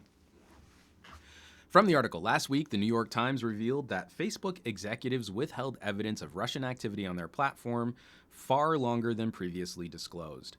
They also employed a political opposition research firm to discredit critics. There's a larger story here.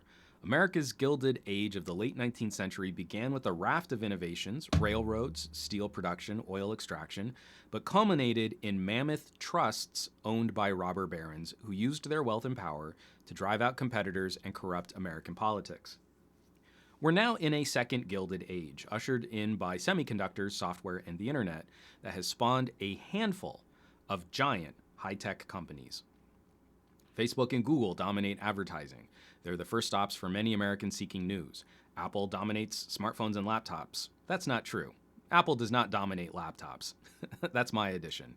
Back to the article. Amazon is now the first stop for a third of all American consumers seeking to buy anything. And this consolidation at the heart of the American economy creates two big problems. And I'm not going to spoil what those big problems are. I'm going to get back into just talking about this. I don't completely agree with everything that Robert Reich poses or posits in this editorial. And there are a couple of those little sort of tech opinions, inferences, that aren't necessarily accurate. Like Apple dominates smartphones and laptops. Apple doesn't dominate either. Apple is number 3 worldwide for smartphones. They're number 2 in the United States. And the iPad and the MacBook combined could barely chip into the overall market share for Windows portable computing systems. But beyond some of those minor discrepancies, I think the core of the editorial that I'll have linked in the show notes of this podcast, the core idea that he's driving towards is something that I feel we need to start having some really grown-up conversations about. I don't necessarily want to see Alphabet dismantled, but we need to have a system in place, regulations in place, and protections in place that if Alphabet cannot do business in a way befitting the world, let alone the American citizenry, then we do need to start having those conversations about antitrust situations and breaking up monopolistic businesses. If Facebook can't get its act together, which I don't believe Facebook can. I think Facebook is on the losing side of any battle when it comes to monitoring content, policing content, and then distributing content around the world. I don't think you can win that fight without doing some really heinous things.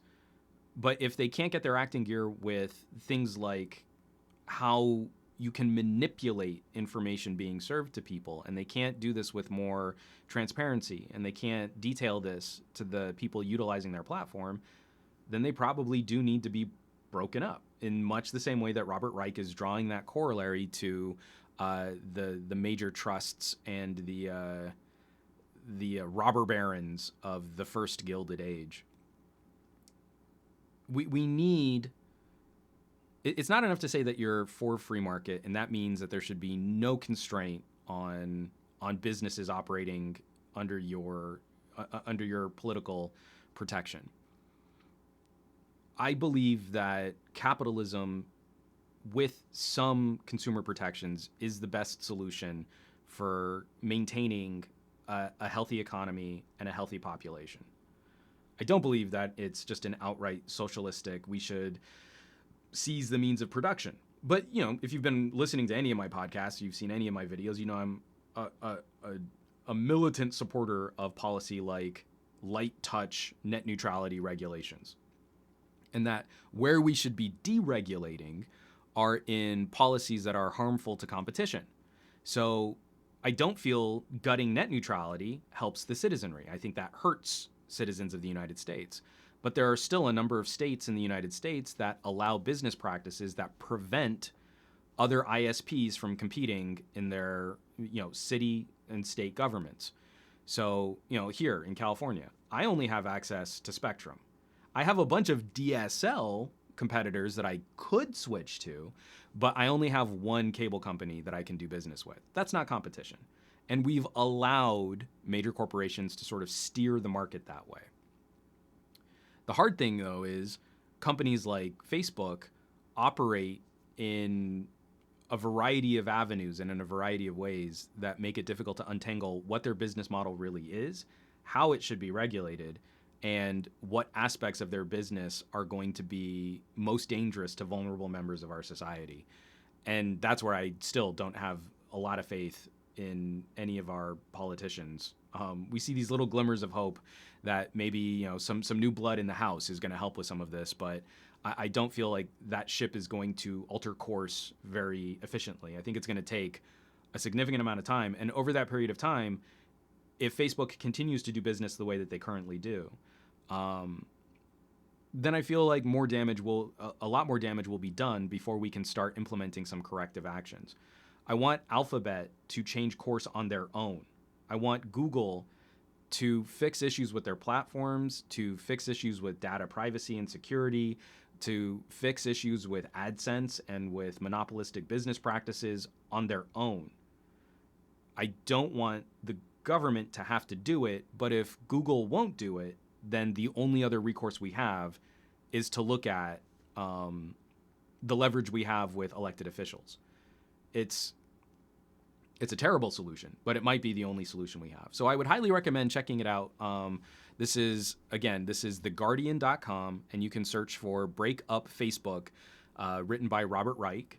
And also check out some of his documentaries. I think he's got 2 documentaries currently on Netflix, and you can find numerous news reports that he's done on YouTube.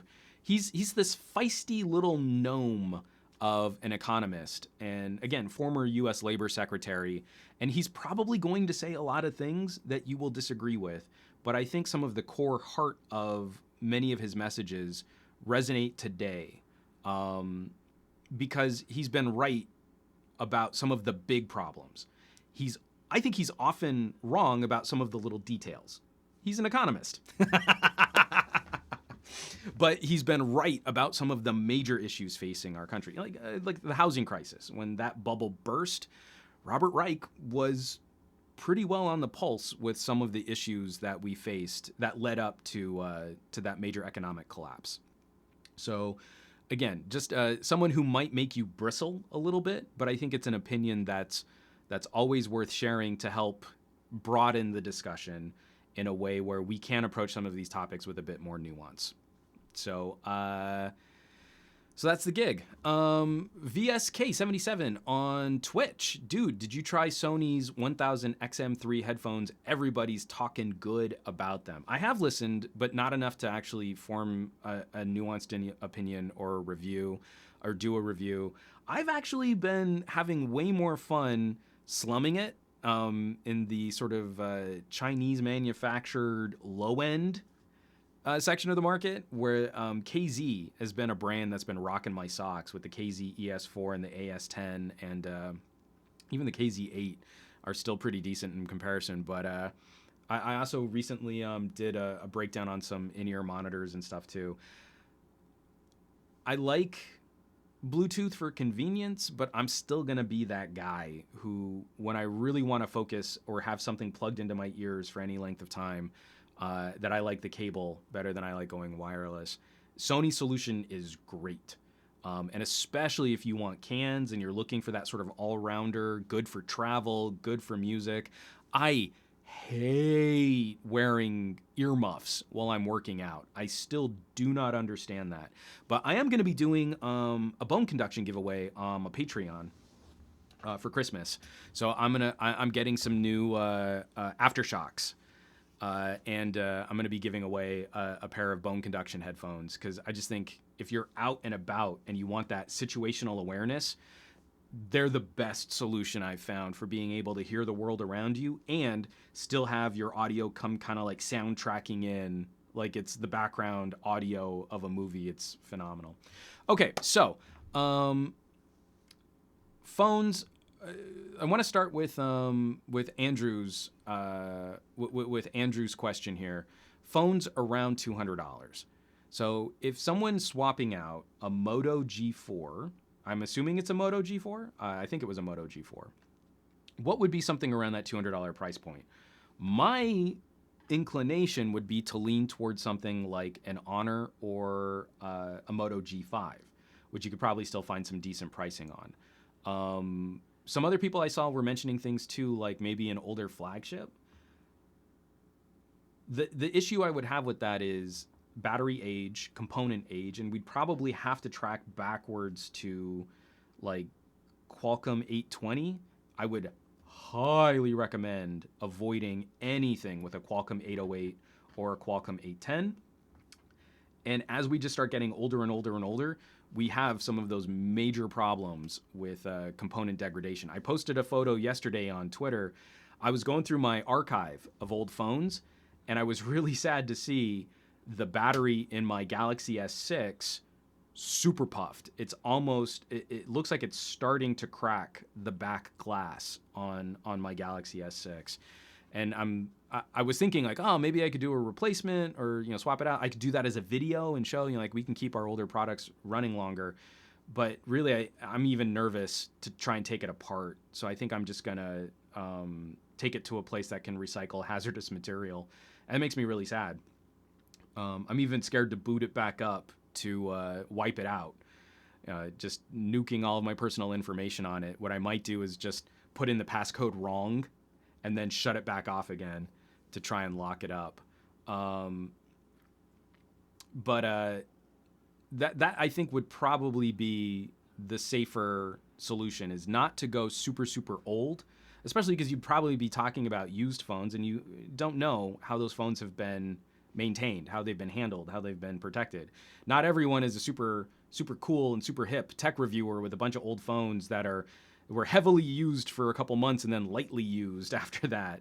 You know, like I've got some great older phones that like, and he's like, oh, I just take them out to church for Sunday. You know, that to me would be kind of a tricky solution. Let's see. Aditya Anil's talking about Honor. Oh, maybe a Xiaomi. That's not a bad idea either. A Xiaomi might work. Oh, Skylar Bond repping the Axon 7. God, if you could get your hands on a well-kept Axon 7, that would be a pretty solid phone. Qualcomm 821 and a baller headphone amp. From Fat Produce, I will say my coworker is not a techie by any means. Goran Petrovic, just buy an HTC U Ultra. Aditya Anil, an LG G6 might be priced around there. I don't know that I've seen G6s under $200 though. Steve DeRoche, I smell a crossover with Jerry Rig Everything. Again, it puffed so severely and it pulled all of the adhesive from the glass and it bubbled the glass so aggressively. I am terrified of that Galaxy S6 right now, especially because that's the era right before the Galaxy Note 7. So I'm being way critical and way overly sensitive, but I am not confident with that Galaxy S6. And again, totally highlights, totally showcases that the phones that we had right before that era of Samsung, this beautiful Galaxy Note 4, I don't have those problems with the Note 4, and I can swap the battery on a Note 4 and everything's fine. From Bartiz12, maybe a Galaxy S7. It really does seem, Andrew, if your coworker can handle an aged device, I bet you would get a better experience, although you'd obviously be well past software support. It would be a better experience on an older flagship, as long as you could vet that flagship had been well maintained, if it's a used phone, or, I mean, it was well stored, if it's somehow still a newer or refurbished device. I think I would still recommend, though, based on the age of components, seeing if you can't find some solution that's a little bit newer, but was an entry-level phone or a mid-ranger from a year or two ago. I think there would be less concerns over battery degradation, because the battery is going to degrade even if the phone isn't being used. Just your battery will slowly degrade over time, but if that battery fully discharges in the phone, there's like no juice left in it, that can do some serious damage to battery health and longevity. You probably won't get any better software support on a year-old entry-level phone, but I think those newer entry-level phones, anything Qualcomm 620-ish and higher, 625, 626, those chipsets are phenomenal. Those will feel like a nice upgrade over the Qualcomm, I think it was the 614 in the G4. And a lot of those features, even like an Honor 5X, was a great little phone. Now some of the newer Honors are even nicer. My wife still kind of misses her Moto G5. We didn't get the screen replaced. She just decided, this is what's hilarious, she decided she'd just stick with the G7, because you know what? The G7 handles Project Fi better than her Moto G5 did. It's got a better rate. You know what? It's just better if she keeps my G7. It makes me sad because I really liked my G7. So I think somewhere in there. Another brand that you might be able to import. The problem is, because especially knowing your coworkers probably living near you, other phone brands might be harder to source. So like a Nokia would probably be a great little phone. Importing it might eat into the price performance ratio, right? So I would stick with phones that were properly launched in the United States. If your coworker's not tech savvy, she's gonna want he or she, I guess he or she, is going to want some kind of support, and a Motorola might be the best all-round compromise for something like that. Maybe a Moto G5. She's familiar with the Moto brand. The layout would be similar to the Moto G4. It's going to feel like an upgrade because you're going to be going from that plastic back to the metal back. Ooh, it got a little fancier, it got a little nicer. And I think she would have an easier time finding support for problems here in the United States, especially if she's got a friend like you where you can now buy repair kits for Motorola phones on iFixit. So all around, my vote would be for a Moto G5 to replace her Moto G4. That's my guess. You might also even be able to squeeze up into something like a Moto X. Maybe. I don't know. Could happen. In fact, if she could bump up her price, you could maybe even find her into like a Moto Z2. And that would be a phenomenal upgrade over her Moto G4. But again, now we're talking about spending more money, and that's cheating. Okay, and from Gio, we did want to talk a little bit about Apple, the stock prices, market corrections, market bumps. So I've already forgotten. Someone was saying like, "Hey, go easy on Apple because they have an iPhone XS Max." And if price were no object, I would say you chose the right phone. The more I use products in the Apple ecosystem this year, the less I'm happy about Apple's current trend for price increases and their current strategy with the iPhone XR. We talked about this a little bit on Damir's podcast too, but I very much overestimated the impact of what the iPhone XR would have on the market. I was one of those people, I really did believe that the XR was going to sell much better than it did. And I should have listened to my gut a little bit more, where anytime Apple has made a lesser iPhone that didn't resemble one of their flagship phones, it has not gone over well with the public. People don't want to be labeled as having the cheap phone. They want the phone that looks like everybody else's phone. The XR is doing way better than the iPhone 5C. I've got my 5C right here. This phone was a clear shot at making someone feel lesser than. So when the iPhone 5 came out, we got that beautiful aluminum and glass body. When the 5S came out, instead of continuing to sell the iPhone 5, Apple introduced the 5C. The 5C, in its plastic colors, clearly showed off that the user of this phone was not using the proper new iPhone, that they were using the lesser than cheaper iPhone. And there was, at the time, there was no way to buy, I keep bumping the mic, sorry. There was no way to buy the iPhone 5. So you couldn't get a deal on the older iPhone 5, use the same cases, use the same accessories. You had to buy different accessories for a 5C than what you could use with the iPhone 5. And that clearly backfired. Bad. Sorry.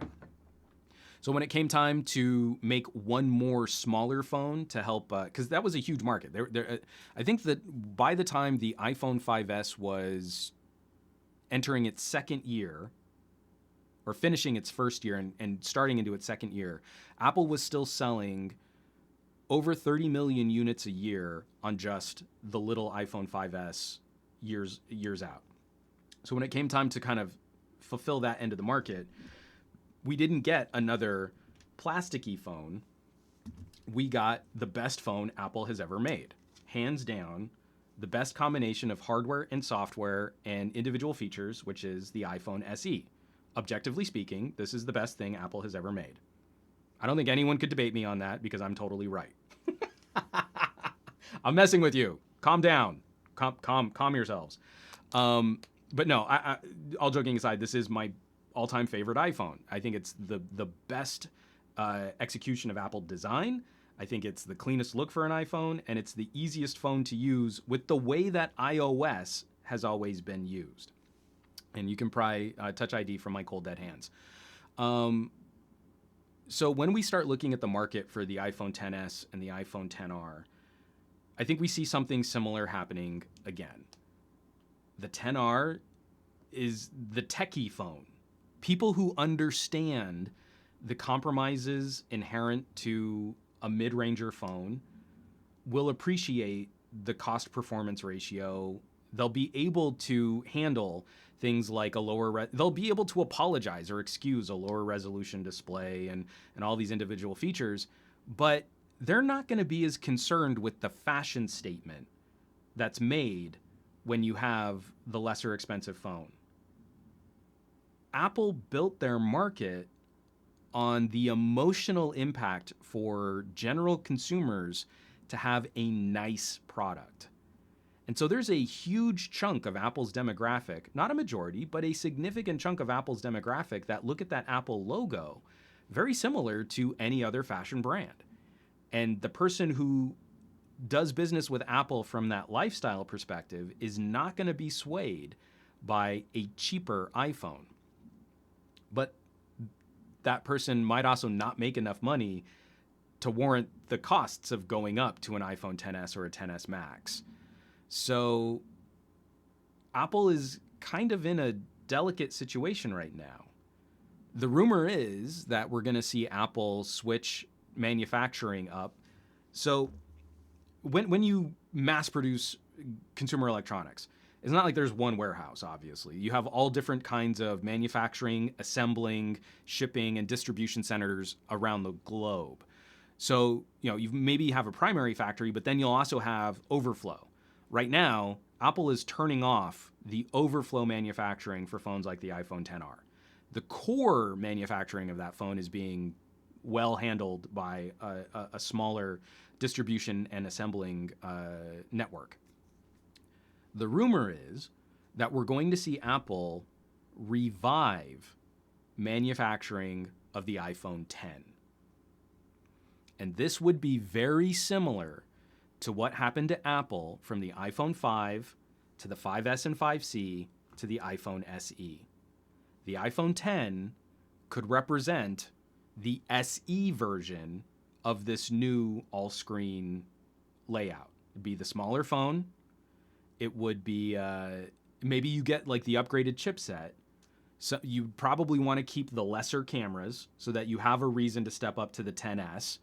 But it would be the $100 cheaper. You could sell it at $899 instead of $999. And it would be the good, smaller complement to the iPhone XR's larger screen and larger form factor. Because that's another thing, too, is Apple still stands as one of the last manufacturers. It's like Apple and Samsung to give proper... Oh, and Google with the Pixel. To give good, premium, smaller form factor options. I wish Sony would give us just another tiny little Mighty Mouse phone, because the new Xperia compacts are not as small compared to their competition as they used to be. So that to me is all getting wrapped up in this stock situation. Apple was $1 trillion company. I think their stock is only now just slightly ahead of Microsoft. Their market cap, I should say, excuse me. Their market cap is only slightly ahead of Microsoft now. I think what separates them is maybe $10 billion. And they're no longer properly rated as $1 trillion company if you're really looking at that market cap. Apple has had a situation with investors for quite some time. People who look at Apple as a commodity to trade have been concerned about Apple's profits largely being motivated through iOS. They've sort of given up the high-end premium market for laptops. Again, sort of spread out across a bunch of different manufacturers in the Windows space that have been making very compelling hardware. From gaming systems to work and productivity systems, and Microsoft getting in directly. Obviously, Apple still grossly outsells Microsoft directly, but having a Surface Pro in the market makes Windows seem more exciting. And I've had a number of friends. Now, you can go to a film set This is what cracks me up. You go to a film set and it used to just be dominated by MacBooks. Now it's mostly dominated by MacBooks, but I'm seeing a lot of Windows logos showing up on set now.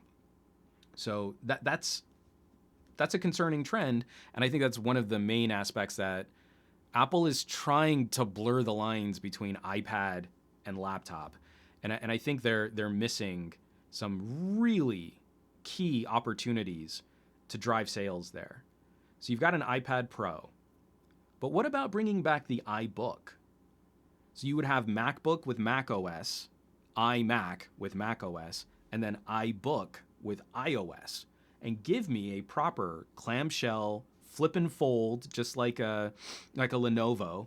It could be in a tablet form factor. The keyboard is hard attached with a significantly larger battery. And keyboard, and maybe also finally include mouse drivers in iOS. I know if you don't include a mouse driver, then you'll want someone to buy a pencil, and then when the pencil changes, they'll have to buy a new pencil, and a pencil is like $100 to $130. You can get a mouse for like $10. A lot of mice you can just for free. So that would be way too convenient, but that's what I want. Especially now that the iPad is USB-C, you could do this. There was this perfect brand for Apple to revive, but that would be way too consumer friendly. Those types of moves, I think, are all impacting the perception of Apple as a company.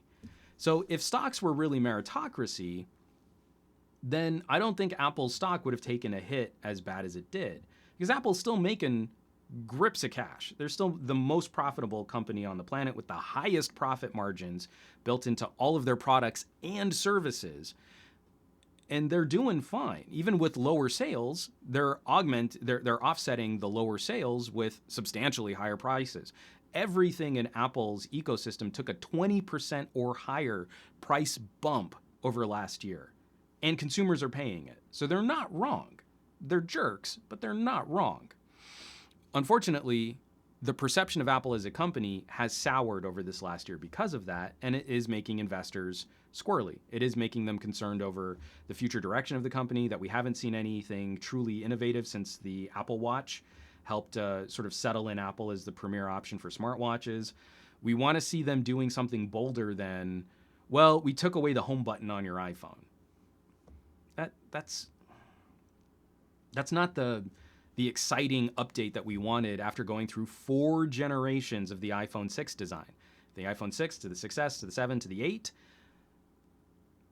Where's our augmented reality headset? Where's our better integration with cars? Where's our self-driving car that Apple was supposedly working on, or VR, or anything that would be more exciting? If Apple could really live up to its reputation, Apple's rep was built on taking raw technologies that were too geeky for consumers, polishing them up, and delivering a streamlined, straightforward service. I don't think Apple's really done that for several years now. I don't think they deserve to keep that reputation.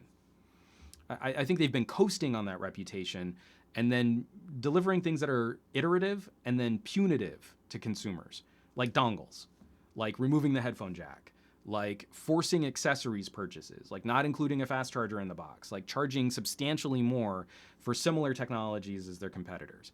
And I think you keep pushing, you keep poking your general Apple consumers, and they start to notice this. They start to know that they're being taken advantage of. So that's my feeling. Again, stocks are not the economy. The stock market is not the economy. Stocks are not true representations of a company's actual performance, but I think the perception of the company has soured, and that's why we're seeing this market correction. And Apple has the cash to start turning this around. I just hope that they'll do something more interesting than making an iPad thinner.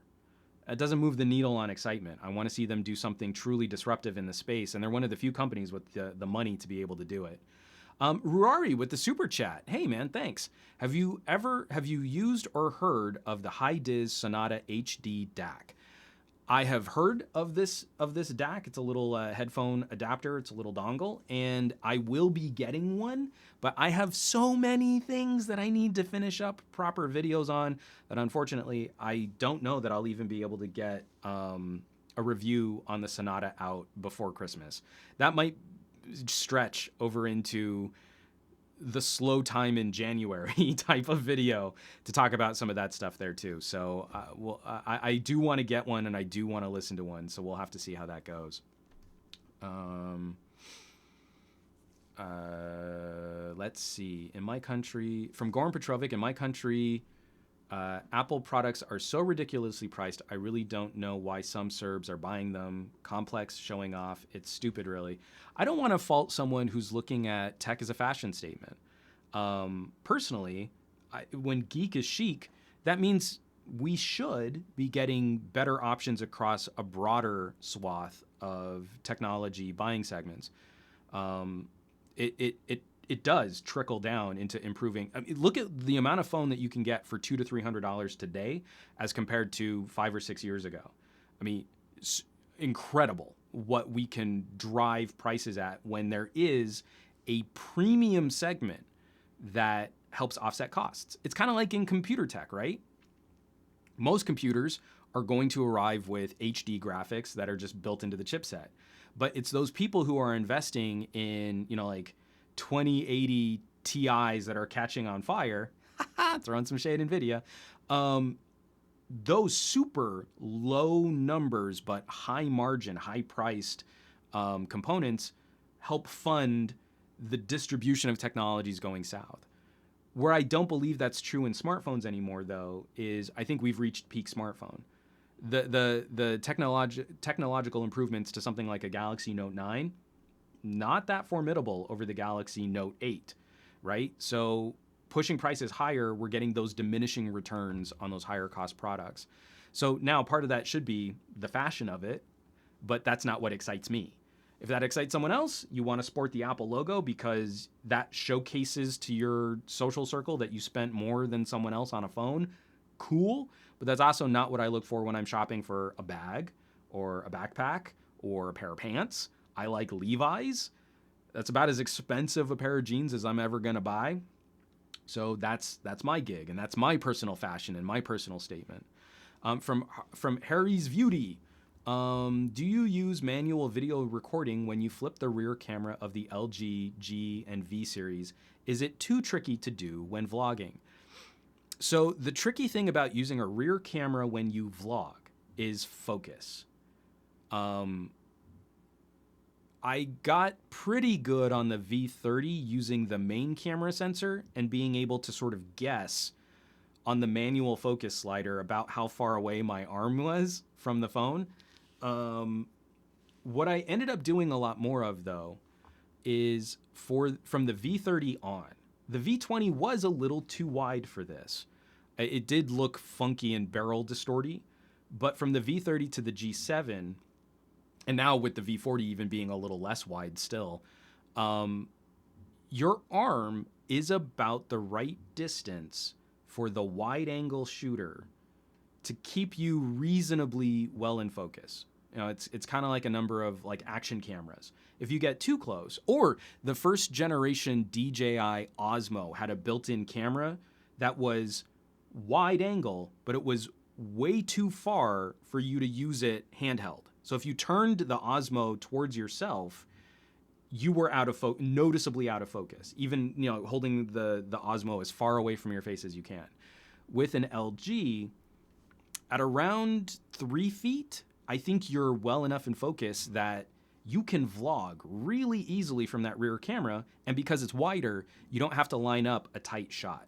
That's why I still think wide-angle camera sensors are far more useful and far more flexible, literally, than zoom sensors. Because zoom sensors almost never get used anyway. If you're not in direct bright sun, chances are you're still using the main sensor, just cropped regardless. So if you want to do vlogging, I still think the V30 and the V30 Plus are some of the best options for vlogging and are the most flexible in terms of how that phone can use either camera sensor while recording video.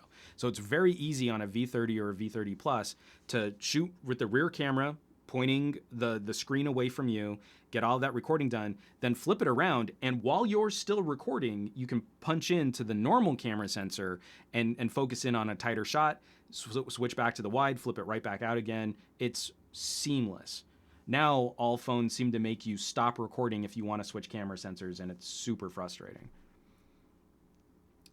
From James W. I love how they're giving the new iPad Pro to audio producers. I saw someone produce a full song on a Moto G5 Plus with FL Studio Mobile.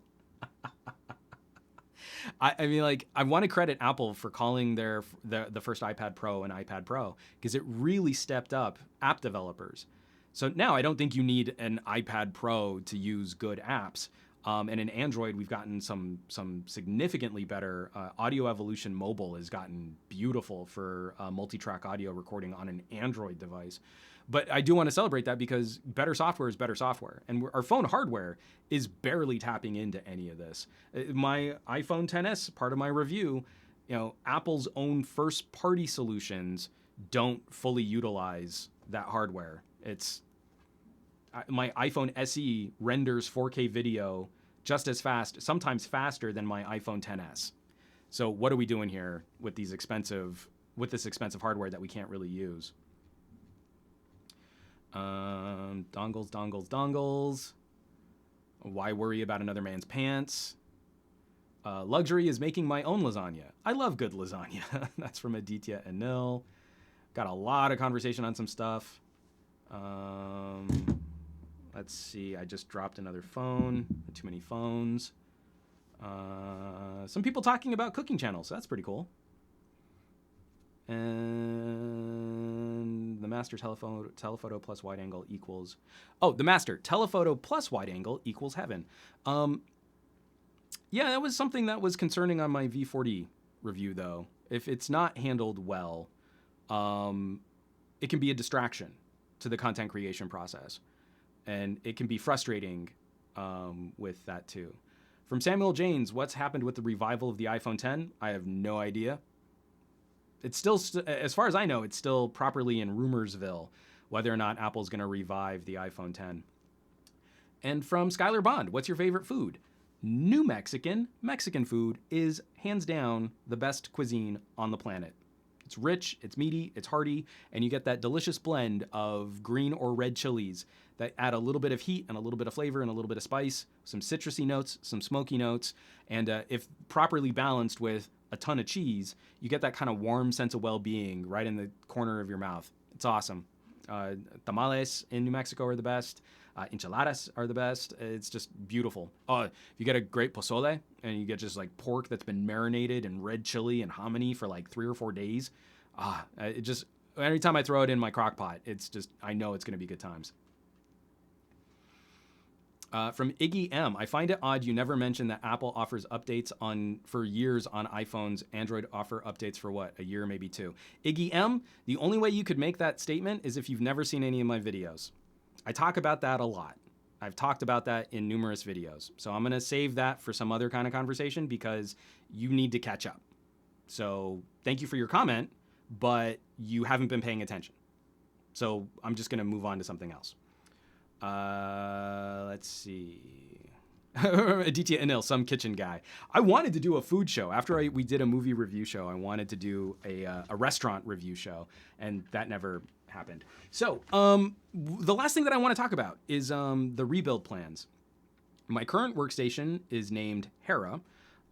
She is an Intel 5820K with 64 gigs of RAM and a Samsung 850 SSD and a dying Western Digital green drive, which I've been using way too hard. So it's been time. I've been overdue a rebuild for a while now, and I've really been struggling with what to jump on and what part of a technology life cycle I wanted to hit. And I want to throw a shout out, a super thanks of glory. A couple months back, we had Jim Price. He was a representative of AMD on Newegg Now to talk about the 2990 WX, the new Threadripper, back when it was new. It's still new. I love it. It's like 2 months old. That's old news now. No, the WX is, I mean, the 2990 is still a beast of a system. But he stuck around after that show, and he let me ply him with questions for almost an hour about what I was going to do with my rebuild and what would be good for optimization and what kind of combination of products that would make sense. And he gave me some huge insight as to what AMD was doing internally for their own test systems. Like, because obviously when a manufacturer of CPUs, they can't just make a CPU and say, okay, well, it's done. They do a lot of testing internally. And so he hooked me up with some of their engineers to talk about what types of motherboards they were using, what type of RAM they were using, and it really helped take a lot of the fear off of doing a major rebuild. I get really anxious about this stuff because there are so many different parts and so many different combinations and so many different pieces that need to be considered and balanced, and you want to spend money effectively to get the best price performance that you can. You want to extract as much performance out of this hardware as you can. And I don't think I would have been as confident in making some of these decisions if I hadn't had the chance to talk to him after the show was done, and if he hadn't hooked me up with some of their internal engineers to talk about this. So when I was looking at this, I was seriously considering going with another Intel-based system. Especially when you start looking at some of the benchmarking scores and some of the gaming performance scores. But I had to sit down and have that grown-up conversation with myself that I'm not gaming that hard, and I'm not game streaming like I wanted to, like I thought I should be.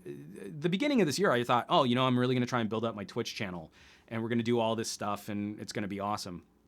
But that didn't really play out. And when I built Hera, my current workstation, I had an idea of video editing that turned out to be very, very false. At the time, I was cutting reviews 1080p, and I had just upgraded to 1080p at 60 frames per second. And so my old computer before Hera was just incapable of rendering that video. I built this 5820K. This is Intel's crossover chipset where it's kind of server grade, but it's kind of consumer grade. The 2011 V3 chipset, I thought they were going to really support that. You got 8 slots for RAM. I could upgrade this thing out the wazoo. It was going to be a beast. It was going to be a monster. Intel discontinued the chipset a couple years in, so I never really did any CPU upgrades. And then smartphones started getting way more powerful. And smartphone reviews started getting way more cinematic. And that has kind of wrecked my workflow. So I don't think people really understand, when you're producing 4K videos to show off a pair of headphones, or you really want to be crispy with your video, like that substantially increases the amount of time spent rendering and producing. Even editing just slows way down when your computer is tasked with showing off high-quality 4K video files. And Premiere's gotten better about that, or you can use temp files, or you can transcode, you can do all these different things. But at the end of the day, it's still much heavier, much higher system requirements than what we were doing with 1080p, even at 60 frames per second. And it really came to a head on my iPhone XS camera review. Once we crossed over to 4K video at 60 frames per second with HEVC compression, my computer started melting. My LG V40 review was pretty bad too, but LG still shoots H.264, an older, less CPU-intense video compression. And so my iPhone review took me 4 times rendering over 3 hours to produce that, because the other issue that we have is if we're showing off samples from a camera, I am editing that into a conversation. That video is 30 minutes long, and it's got photo samples, and it's got video samples, and it's got slow motion samples and panorama samples and low light samples, blah, blah, blah, blah, blah, blah. So I've got 4K video from my main camera and HEVC Apple compression on 60 frame per second 4K videos, and all of that has to be mashed up together. I can't render that video at a super low bit rate. I have to keep that bit rate really high because then when I upload it to YouTube, YouTube is going to squish it again. YouTube compression is awful. It's super super intense. So you lose a lot of quality when you upload to YouTube. So if I feed them a video file that's been super squished and then they squish it again, you're not really getting a good look at what that camera can do. I use the conceit that I'm giving them a super high quality video file so you can see what your videos will look like when you share through YouTube. But I have to edit all that and I have to squish it all that and I have to put that all together. So when I was rendering my iPhone review and my V40 camera review, it really did highlight that my 5820K and my is super bottlenecking all of the other high-end components that I've got in this workstation. I've got a 1080 Ti, I've got a Samsung 970 Pro, I've got these like really high-end bits, but that doesn't matter. If I touched the mouse, that was enough to introduce corruption in the video, and I'm kind of joking, but I'm kind of not. So for 3 hours, my computer was completely unusable. My workstation was completely unusable, and I had no guarantee that I would get to the end of that 3-hour render and still have a video file that I could show for it. In fact, the fourth time I rendered that video, I had to sit and watch the render, and there are a couple corrupted transitions in that video, and I just kind of had to deal with them because I had already sat through 4 renders of this video. So I went Threadripper. I picked up a Threadripper 2970WX. It's sitting in a box right behind me, right there, in an MSI Creation Meg motherboard. It's a grip of cash right there. And my goal with Threadripper was to see if I could multitask. So I was thinking about Intel 9th Gen, but that's not... I didn't think it would solve one of the major problems that I wanted. And Threadripper means I'm going to lose on a bunch of gaming benchmarks. I'm going to lose in a bunch of single core performance benchmarks. But what I'm hoping is when I go to push render, that the combination of a Threadripper with an NVIDIA 1080 Ti and some really, really fast solid state drives and a ton of RAM will mean that while the video is off rendering on one part of my system, that I can still pull up, Photoshop and edit a thumbnail. I can still pull up Microsoft Word and continue to work from my main workspace, from my main workstation, and not just have hours of downtime while that video is rendering. So that's the gig. And so the rest of the parts are coming in this week. I blew my budget this Black Friday. Bought a lot of stuff. New case, new solid state drives, a new big storage drive, new power supply, and I'm gonna start putting that all together. I don't think I'm gonna live stream the build just because every time I do something like that, I don't work very efficiently, and I try and keep up with the comments, and then that's really boring video because you're not really seeing anything. But I am going to try and shoot just like a little creation on Project Asteria. So Hera was a god. My next PC is going to be a Titan, and she is the mother of Hecate. I have never known how to pronounce that Greek god's name, but she's also the Titan, the goddess of falling stars and divine dreams. So that's Project Asteria, and I'm going to see what I can do to put that all together. And yeah, that's going to be great. So from Vicky Singh, then what's the use of 4K? So I am a firm believer of upgrading to 4K even when we don't have good services to stream it. 4K video, even when it's compressed, will look better on a 1080p monitor than 1080p video will, because that 1080p video is also going to get squished and compressed. 4K is better for archival. Since the Note 4, all of my family videos have been in 4K. So when I go back and I look at them on my 4K monitor, or I look at them on another higher resolution display than 1080p, they look better.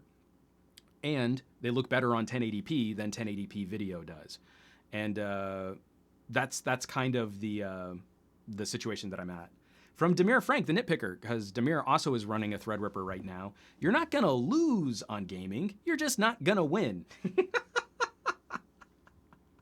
Again, gaming has taken. I mean, I still game on my PC, but I'm not doing anything crazy. And my gaming monitor is 1080p, so I don't feel too sad about losing some of those, not winning some of those benchmarks. It is. I want to make a system that can handle multiple high impact tasks at the same time. I want to render and edit a thumbnail and write a script and still keep working while my computer is still doing something in the background. And so the 2970 WX seemed like the best compromise for all of that. From Steve DeRoche, as soon as you game at 1440p and up with Ryzen or Threadripper, performance is not so different except in specific titles. Yeah, I'm not too worried about that, especially for the games I play. And Goran Petrovic, Diablo Immortal.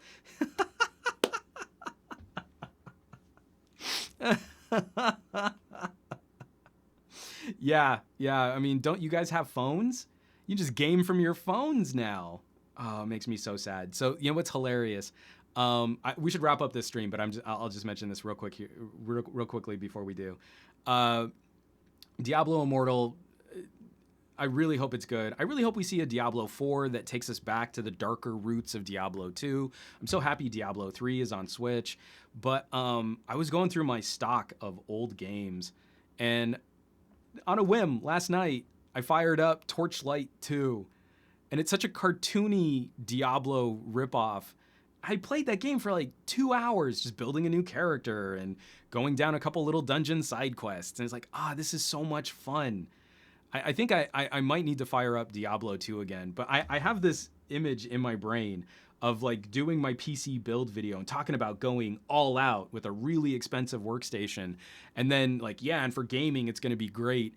And then playing like the original Command & Conquer. You know, I'm playing Red Alert at 5,000 frames per second, so it's pretty much the best. And also, this is how you do the best practices for your thermal paste. And let me show you how you can build a whole PC with just a Leatherman pocket knife.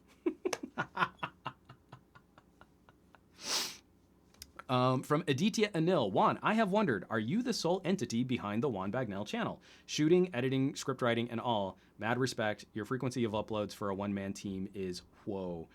It's all me, guys. I have no support. I have no backup. This is what a one-man production team looks like, psoriasis and all. So yeah, I mean, the workflow gets really tricky. You know, from writing to shooting can be very troublesome. Then from shooting to editing can also be problematic, and you just want to try and optimize and simplify that workflow as much as you can.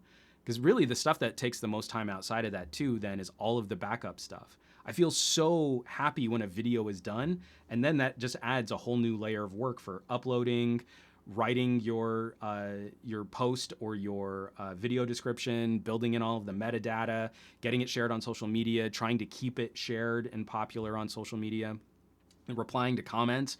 This whole last week, I kind of took YouTube comments off. That was my vacation for Thanksgiving, was not digging in deep on YouTube comments. But I have to go through and police, because whenever you don't, you just get a bunch of really crappy people that are leaving toxic comments all over your YouTube channel.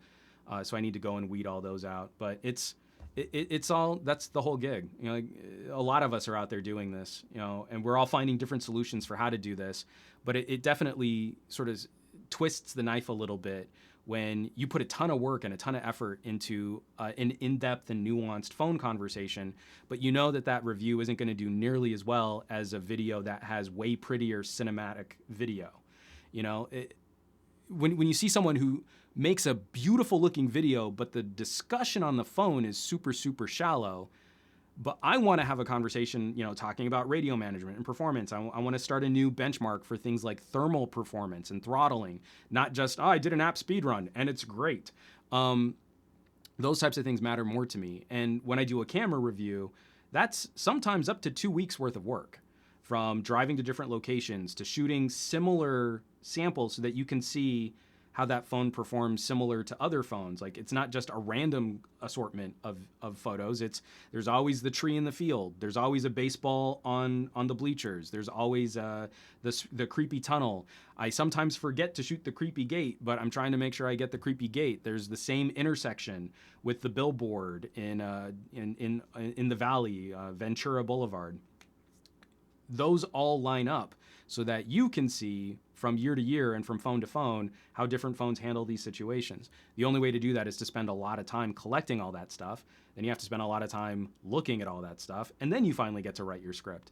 So the V40 was a kick in the gonads because I would collect a bunch of samples, and then the first camera update came out and it addressed a bunch of low light problems that I had. So I had to go and get all new samples.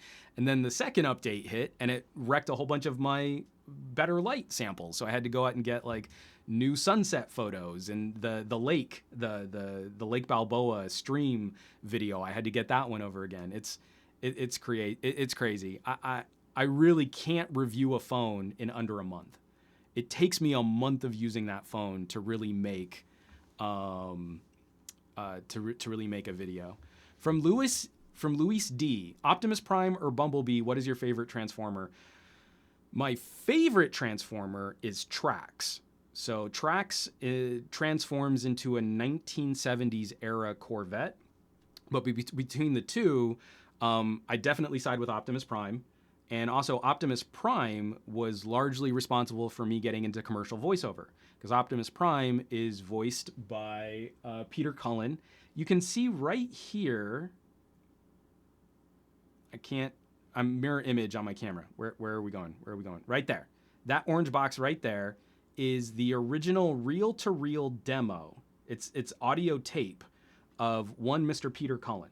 Peter Cullen has been the most iconic voice of Optimus Prime, was returned to voice Optimus Prime in a number of the more recent video games and in the Michael Bay movies.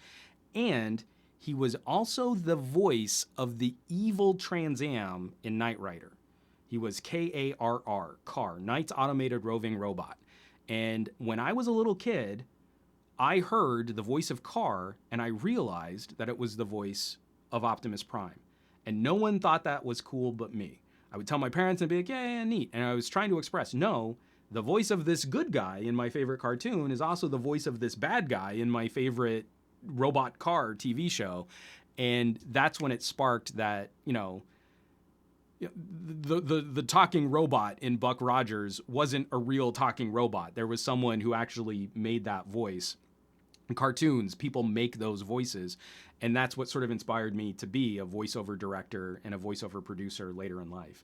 That initial spark of creativity of that part of the ecosystem got me into working in Hollywood.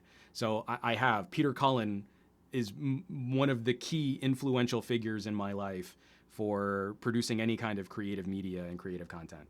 So thank you for that question. I'm always down to sidetrack a tech discussion with Optimus Prime.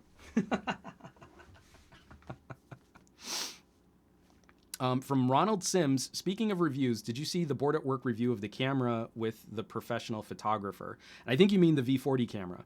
I did. And without completely agreeing with all of his assessments as to what's going on, Enabong's V40 camera review lines up with a number of my conclusions for my V40 camera review. But I think my final assessment on what LG is doing is probably more positive than Enabong's. So, I mean, if you want, that's exactly the kind of what I mentioned before, comparing and contrasting different reviews, because Enabong's photographer friend has very different goals for capturing images than what I have. And he's focusing on different aspects of that creation process in a way that I overlook in some of my review content.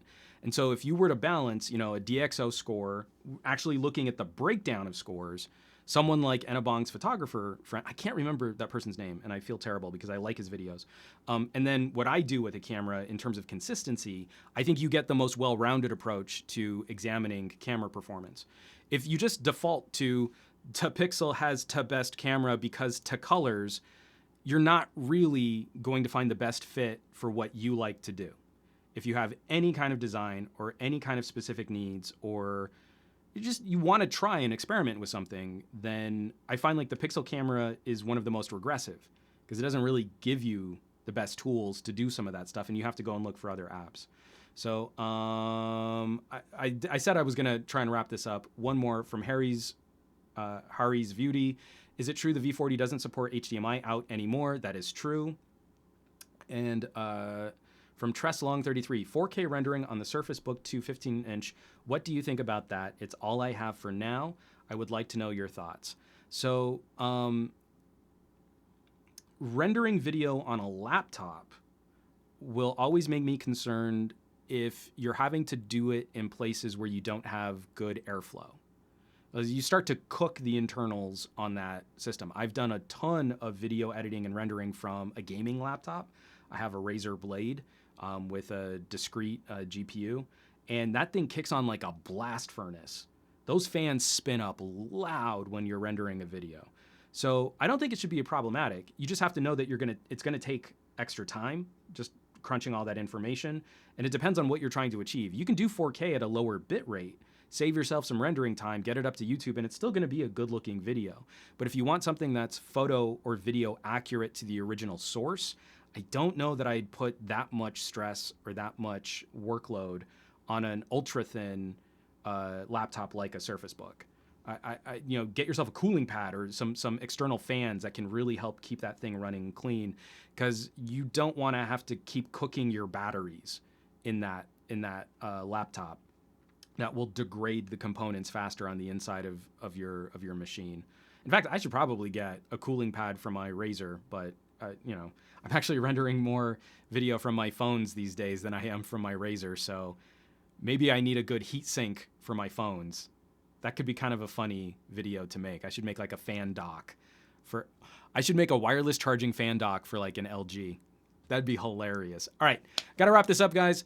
I'm 2.5 hours in. That's way too long. Who has time for all that? So be on the lookout. I've got some fun videos coming to the channel. Today will be writing full reviews for the OnePlus 6T and the LG V40, so those videos should hopefully be out soon. I've got my Sennheiser gaming headset review coming out soon. Some cheap earbuds that sound phenomenal. That review's coming out soon. And then I have a couple other little year-end wrap-up videos that will be coming out in December. So be on the lookout for those. And again, I have to throw that mega shout-out, that super thanks of glory to the people on the Patreon campaign, patreon.com/SomeGadgetGuy. We just unlocked the perk for ad-free downloadable podcasts. So this podcast will not have ads on the Patreon page, where I do build ads into the download for the main public audio feed. Again, that community has been amazing to interact with. They've been super helpful in strategizing what to do about certain types of content. And just if you're that kind of like-minded tech fan, tech enthusiast, I think you'll find some people there that are really fun to talk to chat with, to interact with. Patreon.com/SomeGadgetGuy. Folks, you know where you can find me around the rest of the internet at SomeGadgetGuy on the Twitters, the Facebooks, and the YouTubes, and the Instagrams of some photo stuff. Just shared an amazing photo of my daughter taken from the V40. You should see it because she's in full Wonder Woman glory, and I'm super proud of myself there. And I'm going to catch you on the next Monday morning Tech Chat show. Have some amazing fun with your technology. Plan some amazing outings. Do some fun stuff with family and friends for this holiday season. I hope you had an amazing Thanksgiving and whatever it is that you celebrate locally. Too many holidays this time of year to list them all off. And I will catch you next Monday. Be well, take care, do cool stuff, make cool stuff, and share cool stuff. I'll catch you later.